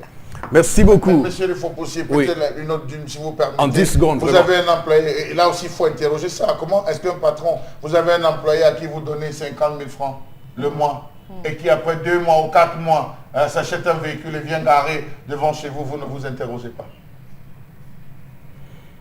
Florazé, la revue des réseaux sociaux. 3 informations, Eric Fopousi, à vous, chers téléspectateurs, pour la revue des réseaux sociaux. Et puis, nous restons au cœur de la crise anglophone avec le leader séparatiste Siskou Ayouk Tabé au tribunal pour cette matinée. Et puis, 9 autres de ses compagnons qui sont donc attendus pour cette journée devant le tribunal de grande instance du Fundi à Yaoundé. On rappelle qu'il se présente devant le président du dit tribunal dans le cadre d'une audience non publique. Et puis le tribunal doit donc se prononcer sur la demande de remise en liberté formulée par des conseils des détenus. Rappelons-nous que Ayouk Tabé et certains activistes séparatistes avaient donc été interpellés au Nigeria et puis au mois de janvier de cette année et transférés au Cameroun. Je rappelle que leurs différents avocats avaient dénoncé avec fermeté cette incarcération d'illégal. Et on s'interroge donc sur la suite de ces événements. Il faut pousser. Alors, on aura bien remarqué que l'image qu'on a montrée, ce n'est pas l'image de Yaoundé actuellement. Hein. Oui, on a juste pris des images pour illustrer. Qu'on soit clair. Alors, Ouais. Bengan, quand cette information est sortie un peu plus tard hier dans la nuit, beaucoup ont clairement sorti l'éventualité qu'on ait peut-être enfin une image qui soit la preuve, entre guillemets, que Siskou Ayouk Tabé soit en vie. Oui, absolument. Hein, parce que, quand même, arrêté en janvier, jusqu'aujourd'hui, on n'a pas d'image. Vous avez certains compatriotes, moi je pense qu'ils ont raison, de s'interroger. Qu'est-ce qu'il est arrivé à Guérandi Mbara? Est-ce que Siskou Ayouk Tabé a-t-il été arrêté ou pas? A-t-il été exécuté ou pas? On n'en sait rien. Et encore que le gouvernement ne communique pas dessus, il a fallu attendre, je pense, 6 ou 7 mois pour que les avocats de cabinet Mouna disent qu'ils l'ont rencontré. Mais ce qui a rajouté encore, j'allais dire, du flou dans la mémoire des Camerounais, c'était la sortie du porte-parole du gouvernement. Il dit qu'il se porte bien. Ils ont même pris du poids. Ils ont la visite de médecins chaque jour. Et là où les médecins ont dit, mais attendez, si le médecin vous visite chaque jour, ça veut dire que vous n'êtes pas en bonne santé. Donc, vous savez le discours. Oui, mais le médecin, vous ne pouvez pas être en bonne santé, le médecin vous visite chaque jour. Bon, ok. Donc, c'est vrai aussi que leur conseil, ils ont introduit une demande de libération immédiate. Voilà. Alors, c'est peut-être ce qui explique qu'ils sont au TGI, qu'au tribunal Au militaire. tribunal militaire, c'est aussi ça. Quels sont les chefs d'accusation portés contre eux? Oui, les charges. Les charges contre eux, on ne sait pas. On ne sait toujours pas. Mais par rapport à ce qui s'était passé avant avec le Bancho BBC et autres, on avait fait la jonction des procédures et ils étaient jugés au tribunal militaire. Maintenant, qu'est-ce qui est reproché? On ne sait pas, on va attendre. Mais liberté provisoire, bon, vous êtes en justice, mais bon, permettez que je doute. Que le président du tribunal, même comme c'est à huis clos, qu'il dise qu'il va leur donner une liberté provisoire. Donc si vous nous dites qu'il n'y a pas de surprise à attendre, que vise donc cette mise en scène, entre guillemets? Je pense qu'il y a deux choses de mon point de vue. La première, c'est que les avocats ont dû faire pression pour qu'avec la communauté internationale, faudrait quand même qu'on enclenche le processus, d'une part. Et l'État du Cameroun choisit ce moment précis pour des visées électoralistes. Et ça, je peux me tromper, mais on va dire, le chef de l'État, dans son processus de calme, de recherche de la paix, il l'a toujours. On pensait qu'il allait tuer. Voilà Sissoko Tabe et ses amis. Ils veulent déjà le tribunal des gens. Voilà. C'est dans ce processus de paix que prône le chef de l'État, avant même Gorbatchev, que voilà le discours qui nous sera servi. D'accord, très bien. Alors, il faut les lire. Le 7 octobre, il n'y a plus. D'accord. Et puis, bon, c'est de bonne guerre. Il tient la machine. Voilà, c'est l'avantage du sortant. Alors, cher Labelle, quelle est votre lecture? Alors, monsieur Fopoussi, je n'ai pas envie de m'engager sur cette voie parce que nous avons pronostiqué sur le cas Marafat Hamidou, on a pronostiqué sur la libération, rappelez-vous, des remboursements de Yves Michel Foto. On a tous parié, mais à la fin, on a toujours été déboutés. Donc, pour moi, je dis, attendons voir. S'ils vont passer réellement, attendons voir. On verra les premières images. Ont-ils pris du poids, comme le ministre nous l'a dit? Sont-ils amaigris? Les images. Sont-ils amaigris? Toujours est-il, que ça va fuiter. Non, je rappelle que l'audience n'est pas publique, elle est à huis clos. D'abord, elle va se passer dans le bureau du juge. Je connais tellement ce pays que les gars viendront en voiture, vitres fumées. Ils vont entrer là-bas à une vitesse de telle manière que si on aperçoit que vous avez une caméra... de la même manière que les documents officiels se sont retrouvés, ne soyez pas surpris. Non, je vous le dis qu'au moins à ce niveau, je vous le dis, ne soyons pas surpris qu'on ait... Attendons des images qui fuitent. Même en termes de commentaires, ça pourra fuiter, on pourra avoir une information. Mais cher Labelle, vous savez que même en commentaire, ça va fuiter depuis que les avocats ont eu accès à ces gens-là. On aurait pu penser que les avocats pouvaient laisser quelques discrétions auprès des proches. Ils sont des auxiliaires de personne justice. n'a parlé. Non, le ministre, là maintenant, c'est au niveau du parquet. On vous dit, au stade actuel de la procédure, vous, avocats, vous avez vu, non? D'accord. Qu'on entende même dehors, que vous nous disiez où est-ce qu'ils sont détenus. Parce qu'ils sont tenus au secret. Tout à fait. Et donc, même les avocats ne doivent rien dire. Donc, même les journalistes ne vont pas venir faire le reportage. Rien du tout. C'est à huis clos. Et c'est pour cette raison qu'ils viennent. D'abord, l'endroit sera sécurisé plus que le chef de l'État quand il passe. Justement, ils seront là, on va les faire entrer par les portes dérobées. Il faut aussi que attendre. Et c'est même sûr qu'on va dire aux avocats, oui, vous avez souvent vos téléphones, veuillez les laisser au secrétariat, parce que vous pouvez fermer la WhatsApp et tout. On va faire, tout sera filtré. D'accord, très bien. Alors Florazé, on passe à autre chose. Oui. La seconde information reste toujours avec la crise anglophone à Bouéa, avec ces femmes qui lancent donc un appel à l'arrêt des violences. Je rappelle qu'aux Guinéens du Nord-Ouest et du Sud-Ouest, elles ont donc lancé un appel à l'arrêt des violences, comme j'ai tantôt, affirmant aussi leur profonde préoccupation face aux activités persistantes de groupes armés contre les forces de l'ordre et de sécurité. On rappelle qu'au cours de cette manifestation pacifique, les maires, ces femmes exhortent tous les groupes armés à cesser toute forme de violence, de déstabilisation, de restriction aux libertés de mouvement, hein, et puis à s'engager immédiatement et sans condition en faveur de la paix, du processus de la paix au Cameroun. Et puis on rappelle que depuis son déclenchement déjà, la crise anglophone a déjà fait d'importants dégâts collatéraux. Et puis on a eu des chiffres selon l'ONU, 160 000 personnes ont dû fuir, abandonner leur contrée, 74 994 personnes réfugiées au Nigeria. La situation est plutôt critique et puis on salue quand même ce geste sacré pour pour la communauté culturelle en tout cas. D'accord. Alors bon, Began, qu'est-ce que ça peut changer, cette manifestation des femmes? Justement, moi je vais interpeller les femmes qui sont ici parce qu'on analyse les femmes sans savoir de quoi il s'agit. Quand l'heure est grave, c'est la femme qui part, qui donne le temps. On ne vous trompe pas dans votre école occidentalisée là. Parce qu'on vous a dit que la société primitive est que dans la société traditionnelle africaine.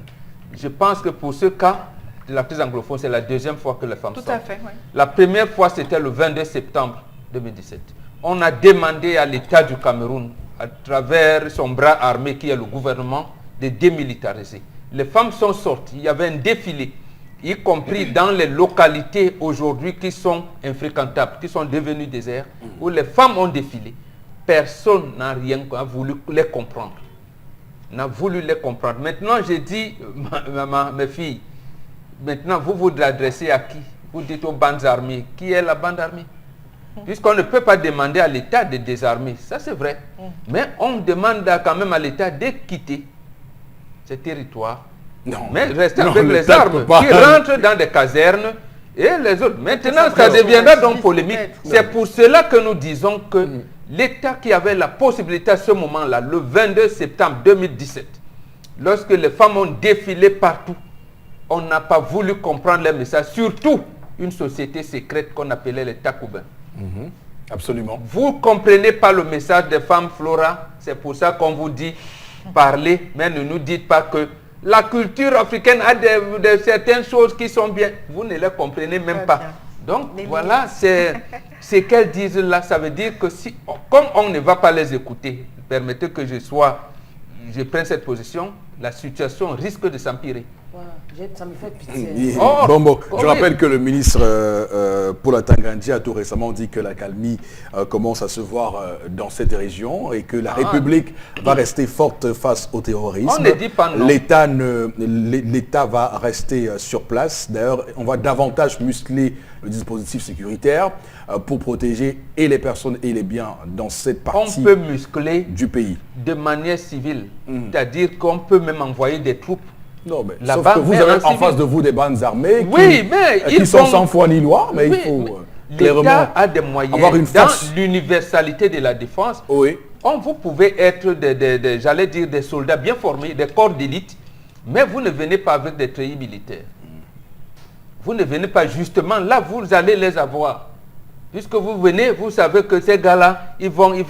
Vous êtes formés, vous venez avec des trucs, avec la possibilité de renfort. Et par exemple, utiliser ces femmes en leur disant, ils vont faire, j'allais dire, la même manifestation pacifique, je ne sais pas moi, à Batibo, à Kumba ou à telle localité, mais protégée par l'armée qui, ce moment-là, est en civil et est prêt à faire voler les hélicoptères. D'accord. De toutes les façons... Voilà, il y a des possibilités, mais toujours est-il que comment comprendre le cri de la femme? Le comprendre surtout dans ce contexte-là, en amplifiant les solutions politiques qui sont demandées. Absolument. Mais pour l'armée camerounaise, elle doit rester sur le terrain parce que c'est la mission régalienne de l'État qui, comme vous le savez, dispose du monopole de la violence légitime. Chalamé Bachou, quel est votre regard sur cette manifestation des femmes? Monsieur ce sitting? J'ai bien peur de vous dire que c'est un coup d'épée dans l'eau. Un coup d'épée dans l'eau. Pourquoi? Parce que M. Éric Foposi, ce n'est pas d'aujourd'hui que les voix s'élèvent pour décrier la situation que vivent ces différentes régions. Plus on décrit, plus ça s'enlise. Plus il y a des volontés de pacification, de réflexion, de négociation, plus la situation se complique. Je vous prends le dernier cas en date. Nous avons eu le cas du cardinal Toumi, Oui. qui a voulu, qui s'est proposé, Et les autres leaders et les religieux. autres leaders religieux. Je dis religieux, je ne dis pas politique, religieux. Absolument. Vous avez déjà échoué. Nous, les religions, on veut prendre le relais. Qu'est-ce qu'on n'a pas dit? Non, mais c'est prévu pour novembre prochain. Non, je dis, Ah, mais pour cette, qu'est-ce qu'on n'a pas dit? 21 et 22 La rentrée, novembre. c'est demain. La rentrée, c'est pas en novembre. Qu'est-ce qu'on n'a pas dit, monsieur Eric Fopoussi? On sort d'un forum de Boya le Mais week-end monsieur dernier. Eric Fopoussi, qu'est-ce qui n'a pas été dit à l'endroit de la personne de monsieur, du cardinal Christian Toumi, à l'endroit de l'église, à l'endroit.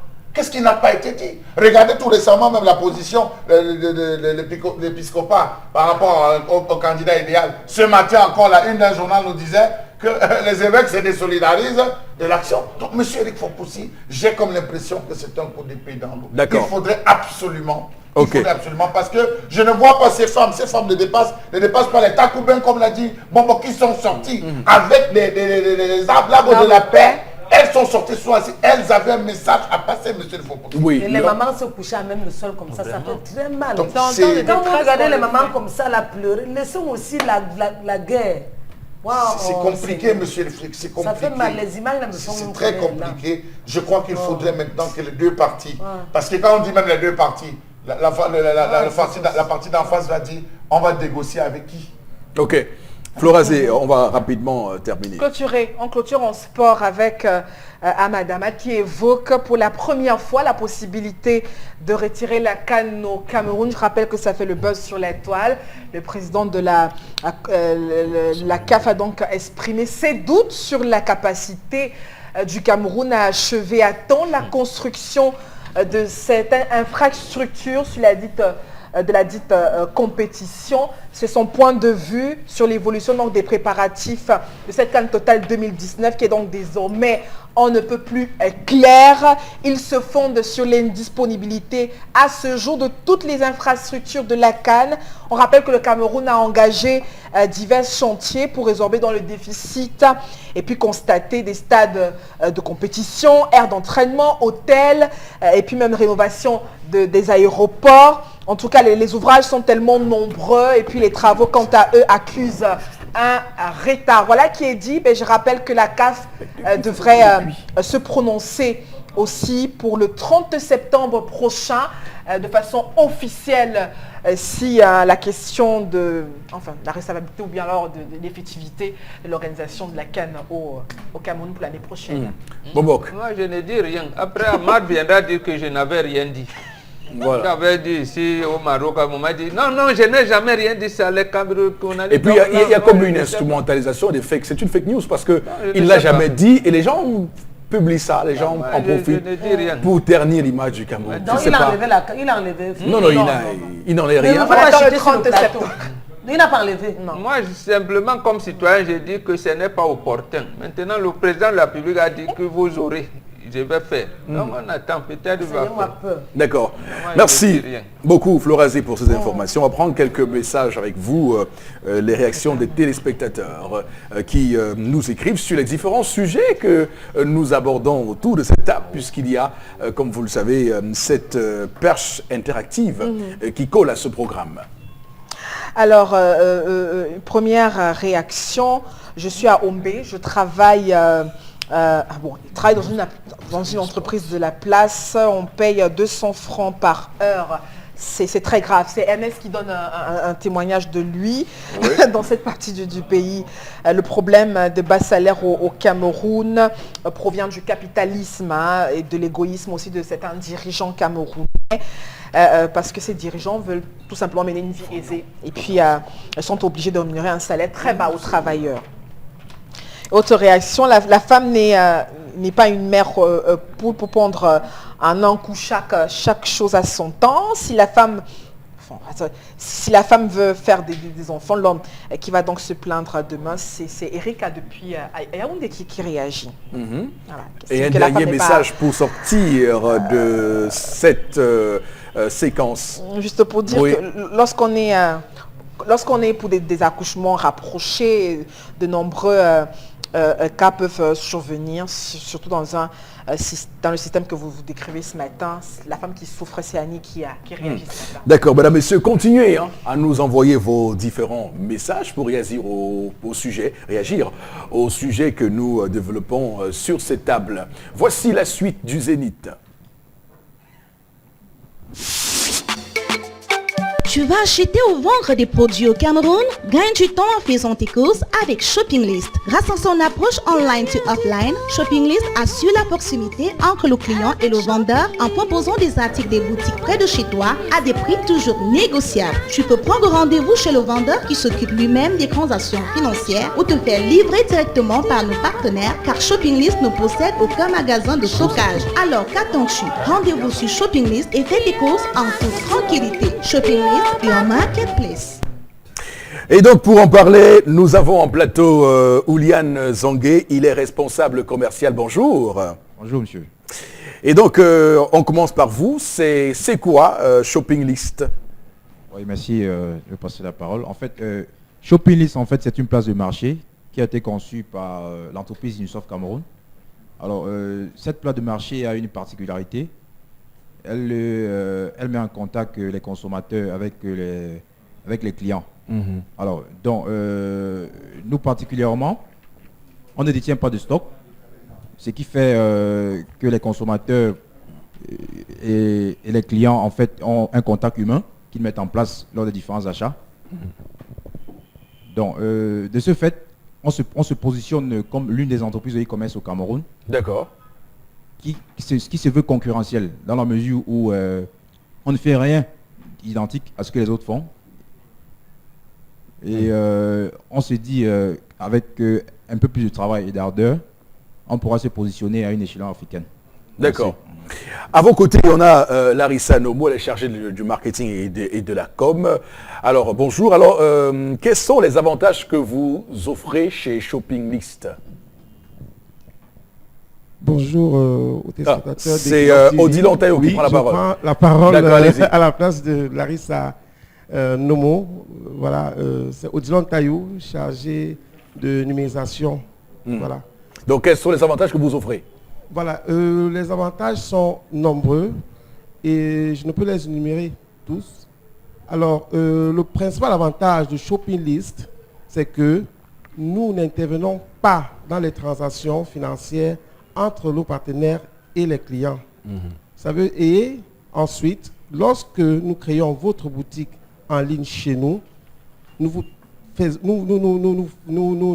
formons, voilà, nous vous formons pour la prise en main. Ça veut dire quoi? Ça veut dire que lorsque j'ai numérisé vos articles, je les mets en ligne, je vous forme sur la prise en main, je vous forme pour filmer et les mettre en ligne vous-même, pour ne pas avoir moi-même à intervenir tout le temps dans la mise en ligne.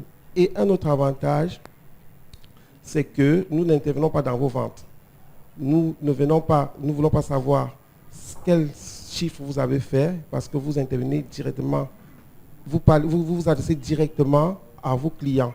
Vous avez la possibilité de présenter vos articles aux clients physiquement. D'accord. Donc on revient sur Larissa Nomo. Quelles sont les actions que vous menez, actions de communication, j'ai envie de dire, pour mieux vous faire connaître? Bonjour, monsieur. Bonjour. Effectivement, actuellement, nous sommes en pleine campagne de communication dans la ville de Douala. La campagne a débuté le 16 août dans la ville de Douala et le 20 dans la ville de Yaoundé. Bon, on vient de terminer une caravane dans la ville de Yaoundé qui nous a permis de passer chez nos différents partenaires. Les partenaires sont la papeterie Librairie du Savoir, Nougima à Yaoundé, EcoBook ici à Douala et également nous avons Kias, notre partenaire Kias. Bon, qu'est-ce qui se passe actuellement? Nous avons mis sur pied un jeu concours pour permettre à tous les parents de gagner des lots pour la rentrée scolaire, pour nos bouts de chou, nos winners qui sont effectivement à l'honneur. Le jeu concours est simple. Vous faites des achats chez notre partenaire, vous retirez votre ticket de caisse, vous inscrivez le nom de votre enfant ou le vôtre, plus votre numéro de téléphone, et vous le déposez dans l'urne présente sur le lieu de vente. participer. Le tirage au sort aura effectivement lieu sur la chaîne Equinox TV le 14 septembre 2018. Merci beaucoup à vous. Prix toujours négociable. Tu peux prendre rendez-vous chez le vendeur qui s'occupe lui-même des transactions financières.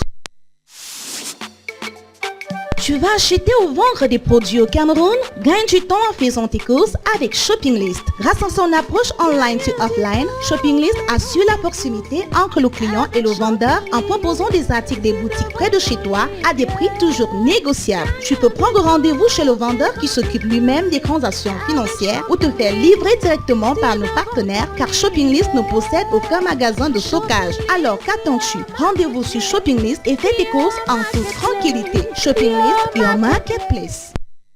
Voilà, retour sur ce plateau, madame, messieurs, après cette communication. On va aller prendre quelques autres messages que vous nous envoyez avec vous, Florazé. Certaines entreprises payent bien leurs employés, mais le fait de passer par certaines sociétés de placement divise donc le salaire initial de l'employé en deux. Donc vraiment, il faut qu'on revoie ce système de société de placement qui se fout totalement du droit des travailleurs. Réaction, une autre réaction ce matin, je suis dans une autre pharmacie depuis 3 fois qu'il y a tellement de témoignages.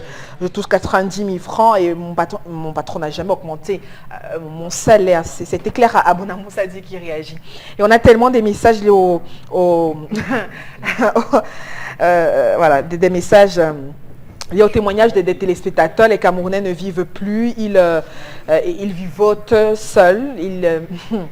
La minorité, justement, ne trouve pas son compte. Et puis, rendez-vous le 7 octobre pour la sanction. C'est réaction d'un téléspectateur. C'est mon point, la sanction. Il faut sanctionner. Le problème de salaire. Il faut surtout voter utile. Voilà. Non, sanctionner, Non, je préfère on sanctionner. sanctionne celui qui a fait mal. Maintenant, utile, lui ne fait pas ce qu'il a promis de faire, on le sanctionne. Il faut sanctionner. Non, Le mais problème, non. c'est que vous ne sanctionnez pas. Maintenant, chacun doit savoir qui il faut sanctionner. Oui. Hervé Akribi, depuis que Kribi réagit, le problème de salaire pour les Camerounais, c'est vraiment très minable. Comment quelqu'un peut toucher 28 000 francs et vivre avec ses charges. C'est déplorable, Voilà. dit-il. D'accord, merci beaucoup pour ces messages. On va y revenir, hein. Soyez-en rassurés, madame, messieurs, vous qui nous écrivez avec beaucoup d'engagement ce matin. On va tout de suite basculer pour parler de l'Institut des sciences halieutiques, ISH. Et pour en parler, nous avons donc Jean-Bernard Elimbi qui nous a rejoint donc en plateau, comme je vous l'ai dit il y a un instant. Bonjour et bienvenue. Bonjour Eric. Et donc, qu'est-ce que l'Institut des sciences halieutiques? On va dire ça comme ça. L'Institut des sciences halieutiques est une école de l'Université de Douala, basée à Yabassi, qui forme des ingénieurs dans le domaine des sciences halieutiques. Et j'aimerais préciser ici, Eric, que c'est la seule école qui forme dans le domaine des sciences halieutiques dans toute l'Afrique centrale. Et c'est une école adaptée au contexte africain à l'heure actuelle, voire camerounais, parce qu'elle produit des valeurs sûres qui créent de la richesse, dont les ingénieurs. Je rappelle que vous êtes vous-même un ingénieur. Hein. Ah ouais, je suis ingénieur. Soit dit en passant. Quelles sont les filières? Bon, nous avons 6 filières, notamment la filière aquaculture. Il s'agit ici de la production animale et végétale dans de l'eau. On peut parler comme production animale au poisson, et les crevettes et bien d'autres, comme production végétale, la spiruline, qui est une algue avec beaucoup de vertus thérapeutiques. Nous avons également la filière gestion des pêches.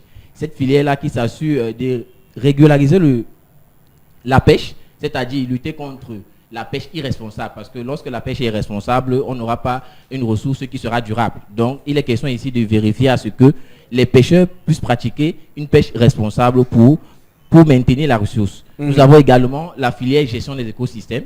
Ici, il s'agit des environnementalistes, comme on le dit. Ce sont des médecins de l'humanité, hein, parce que lorsque l'environnement est sain, nous avons moins de maladies. Donc, ici, on apprend aux ingénieurs à faire les études d'impact environnemental, la gestion des déchets, également la lutte contre la pollution, comme vous pouvez constater dans nos villes, la pollution des déchets plastiques, si je peux parler comme ça. Donc nous avons beaucoup d'ingénieurs qui sont sur le terrain et qui apportent des solutions concrètes. En bref, c'est de ça. Nous avons également la filière agronomie, pour continuer. Comme je vous ai dit, c'est la production végétale et animale dans de l'eau et également sur terre. Et grâce à cette similitude entre l'aquaculture et l'agronomie, nous avons pu remporter le prix d'excellence du président de la République au dernier Jeux universitaires grâce à notre projet d'aquaponie, qui est la production de poissons et des légumes dans un système de circuit fermé à la maison. D'accord. Donc, l'Institut des sciences halieutiques, l'ISH à Yabassi. Alors, quels sont les diplômes à la sortie? Bon, nous avons plusieurs. Le premier cycle nous permet d'avoir le diplôme d'ingénieur des travaux. Le deuxième, c'est après 3 ans. Il y a une sélection qui est faite pour ceux qui partent au niveau 4, au master 1. Et après, on peut sortir avec un diplôme d'ingénieur de conception, bac plus 5. Et ensuite, on peut continuer avec un master recherche et également avec un PhD. Beaucoup se posent la question de savoir quels sont les débouchés. Les débouchés, comme je l'ai dit, sont nombreuses. Mais j'aimerais d'abord préciser que l'ingénieur, déjà, est celui-là qui crée de l'emploi.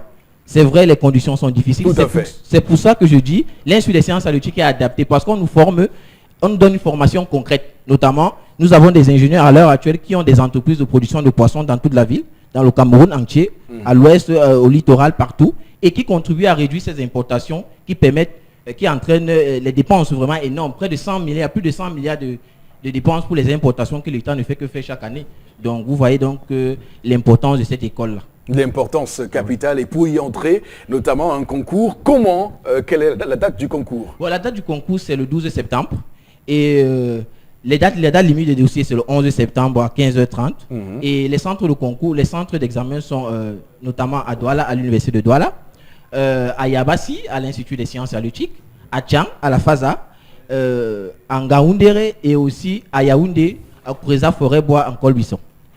Merci beaucoup Jean-Bernard Elimbi, je rappelle ingénieur, qui nous vient de l'Institut des sciences halieutiques, l'ISH à Yabassi. Merci à vous Eric. Et donc on va tout de suite, madame, monsieur, poursuivre le programme de ce matin avec, comme vous le savez, interpellation. Nous prenons l'élément tourné par Cédric Chouna et dans un court instant, nous revenons pour décryptage en plateau.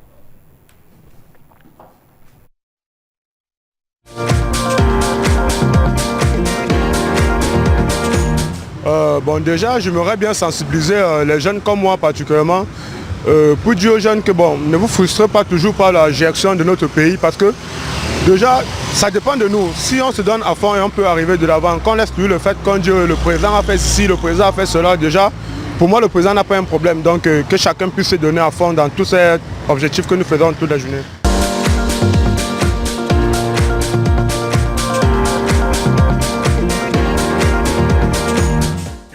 Jamais un contenu d'interpellation n'a fait autant rire sur ce plateau. J'avoue que c'est clair que le compatriote, dans sa logique, nous invite à nous donner à fond, ce qui n'est pas faux. Mais ce qu'on peut relativiser, c'est de dire qu'on n'a pas à tenir responsables les dirigeants, ceux qui gouvernent le pays depuis 36 ans. Bombok. Qu'il se donne à fond. C'est à lui de définir le fond. Il veut dire que si tous les Camerounais... Le président n'a pas de problème. N'a pas de problème, voilà. Vraiment. Oui. Effectivement, le président n'a pas que de depuis problème. 36 ans, il n'y a aucun problème. Oui, il n'y en a pas. C'est vraiment... C'est les Camerounais qui ont le problème. Oui, c'est ça. Mon père n'a aucun problème. Mais, il a bien parlé. Il a bien parlé. Il y a quelqu'un qui prête serment, qui vous dit, je vais vous donner les routes. Donc, s'il ne donne pas les routes, vous ne lui demandez rien, vous engagez à fond. Vous donnez à fond pour les routes. Vous donnez à fond. Voilà déjà, le pont de Bamba jusqu'au marché des fleurs à Yaoundé. La communauté urbaine dit que cette route-là ne m'appartient pas. Ça appartient au ministère des Travaux publics. Oui. Voilà. La route est quand même bloquée. De la même manière, de l'autre côté, ça appartient à qui ministère des Travaux publics. Comment les jeunes peuvent donc se donner à fond pour passer? Oui. Et espérons même que vous avez les marchandises que vous voulez écouler, soit au marché de Secatex, ou alors au marché de la Cité des Palmiers, ou même au marché central. Vous donnez à fond. Voilà. Il faut vous donner à fond. Il faut se donner à fond. Il faut dire que sur cette question des routes, il y a cette affaire de 9 km de route à 45 milliards de francs CFA. Le ministre a tout récemment fait une sortie devant les médias pour dire clairement qu'il ne s'agit pas de 9 km, c'est bien de 27 km et que la voie, normalement, c'est 9 km, mais à 3 voies. Que la route est 9 km, mais à 3 voies. Donc, 27 km.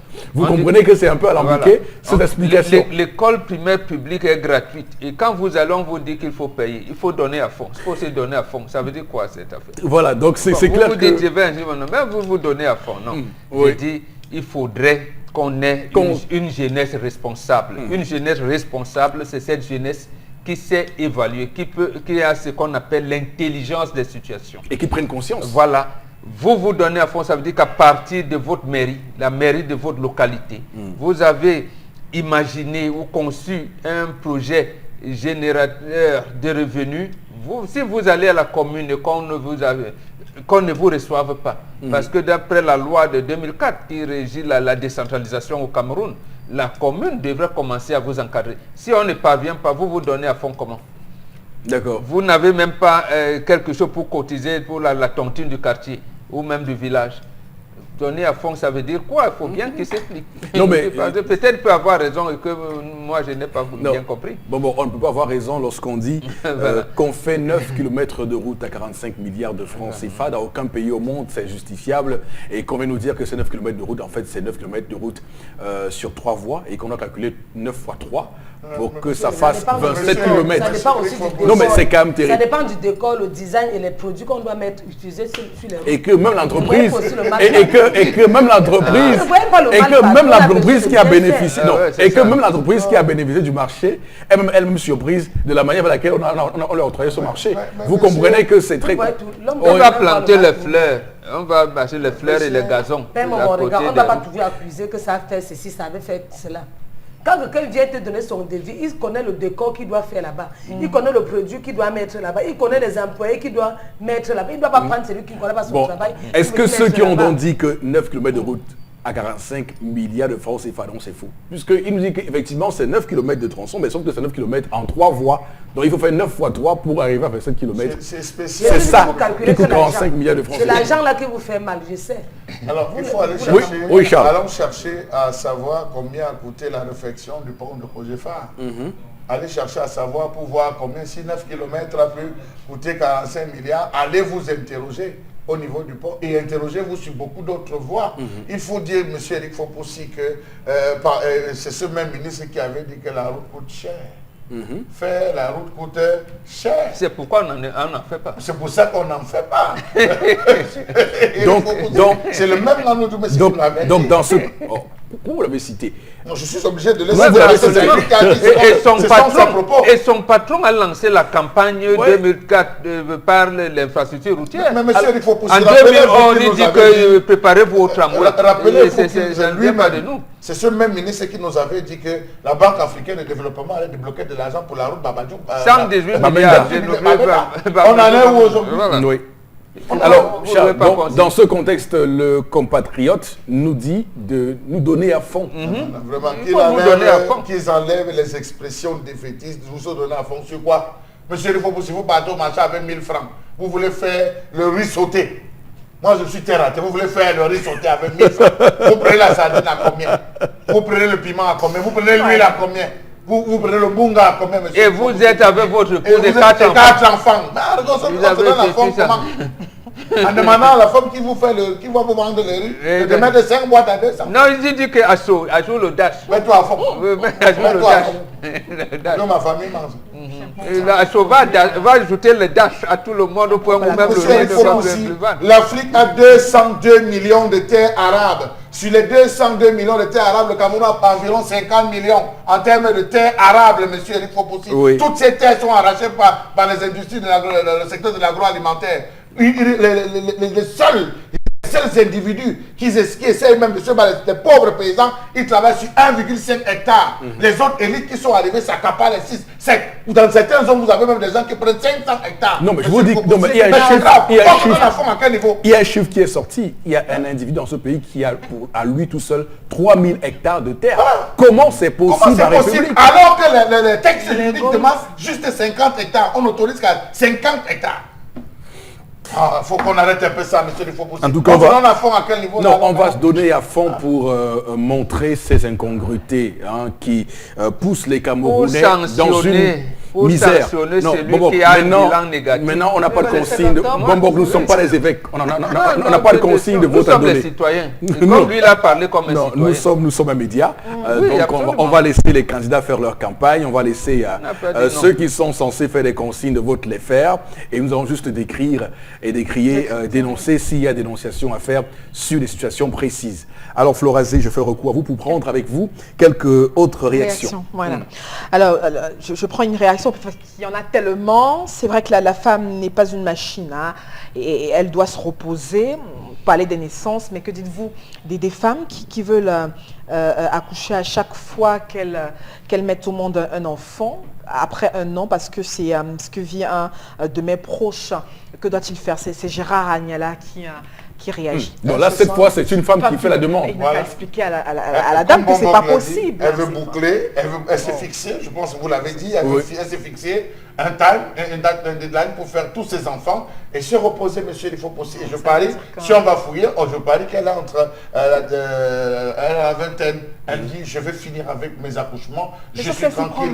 Et n'oubliez pas une autre chose, monsieur, il faut pas les conséquences. Écoutez, les enfants que vous faites beaucoup plus jeunes, vous avez encore de la matière, vous avez encore de l'énergie, vous avez encore de la vigueur, de la vitalité. Ces enfants grandissent avec de la niaque, ils grandissent avec l'embonpoint. Mais dans une cellule familiale, vous dites pas aux femmes d'aller prendre des enfants un peu partout parce qu'il faut... Vous évoquez autre chose. Mais on ne peut pas éliminer ça. Alors, c'est comme tu étais avant, il y a quelque chose qui tente toi. Deuxièmement, il y a toujours quelque chose qui ne va pas. Donc, c'est mieux de prendre Alors, tout le temps. je voudrais quand même dire que scientifiquement, chaque femme naît avec 4 500 000 de follicules d'ovules. Donc, et chaque mois, lorsqu'elles font les règles, c'est au moins 3 000 à 2 000 qui s'en vont. Parce que pour l'ovule, c'est comme chez le spermatozoïde, l'ovule qui réussit à se placer, c'est celui qui s'est le plus battu entre 2000 follicules ovulaires. Et donc plus le temps passe, plus vous diminuez votre réserve en follicule ovulaire qui n'est pas là pour toute la vie. Flora, c'est pas éliminé.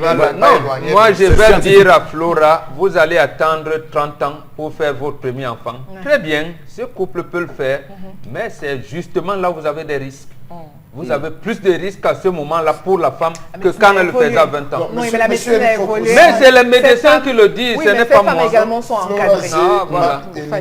Éloigné, monsieur Eric Fopoussi, de ce que je tenais à dire. Je tenais à dire que dans l'Afrique ancestrale, l'Afrique des Bantous, celle que je connais, lorsque la femme venait d'accoucher, il y avait une alimentation propice à la régénération des cellules. C'est la raison pour laquelle lorsque vous voyez une femme à l'ouest Cameroun qui accouche, c'est un repas, on lui sert le cuit, on lui sert du couscous, on lui sert des légumes, on lui sert un ensemble. Mais rebondir, est-ce que ça remplace le sang? Dans la régénération des cellules, monsieur Chalamen Bachou, laissez aussi votre dame tranquille sur le plan même sexuel. Je dis bien, mais faites la précision. Il l'appelle pas le lendemain de l'accouchement, madame. Bon, qu'il faut le dire. Mais il fallait donc dire que le rapport ce n'est pas interdit pour la femme par exemple. Pose la question simplement de Flora. On commence à quel moment dans l'Afrique traditionnelle? C'est la question que vous aurez dû poser. La femme qui accouche avec des difficultés, à quel moment doit-elle commencer? C'est la question que vous aurez dû poser que de commencer des énoncés pour des problèmes que vous... Après 1 ou 2 ans, puisqu'on parle de naissance. Mais en temps normal, même le sang qui... Posez la question, on vous répond et là maintenant vous pouvez dire si la tradition était bonne ou mauvaise. Vous ne posez pas la question, vous ne savez pas ce qui se passe. Non, Chalamen l'a expliqué. Non, il a dit que ça se passe comme ça. D'accord, alors on va continuer à lire les messages, Flora. La femme doit bien se reposer quand elle accouche. On a 2-3 ans avant de refaire une autre maternité. Et puis si le mari l'aime vraiment, il comprendra. C'est Floratine Abouda qui réagit ce matin. Il faut que la femme s'aime elle-même. D'accord. S'aimer elle-même veut dire quoi? C'est un autre chapitre dans ce qu'on appelle mariage. Oui, allez-y, madame. Merci de lire les messages, Flora. Les produits de l'ENAM entrés avec la licence sortent en A2, donc un salaire de moins de... Non, ils ont changé. A2, oui. Donc un salaire de moins de 200 000 francs. Comment lutter contre la corruption dans ce type de situation? Une autre réaction, je pense que les salaires au Cameroun sont bas parce que le gouvernement ne pense qu'à se remplir les poches. Et puis Yann pense que laissant les Camerounais souffrir. Notre réaction ce matin, pourquoi le président ne s'attarde pas ne réagit pas sur ce problème de chômage au Cameroun, réagit à notre téléspectateur. Et puis notre réaction, je pense qu'il est temps que le gouvernement prenne ses responsabilités et fasse tout pour commencer par défendre les intérêts des employés en imposant une barrière à l'entrée, surtout au niveau de certains salaires seuils. à ces employeurs s'ils veulent faire partie du fichier de certaines entreprises sociétales. D'accord, merci beaucoup pour vos différentes réactions. Merci beaucoup à vous, madame, messieurs. C'est sur ce que nous mettons la clé sous le paillasson. On se retrouve demain lorsqu'il sera 10h. L'émission sera rediffusée à 1h, heure du Cameroun. Que Dieu bénisse le Cameroun. Au revoir.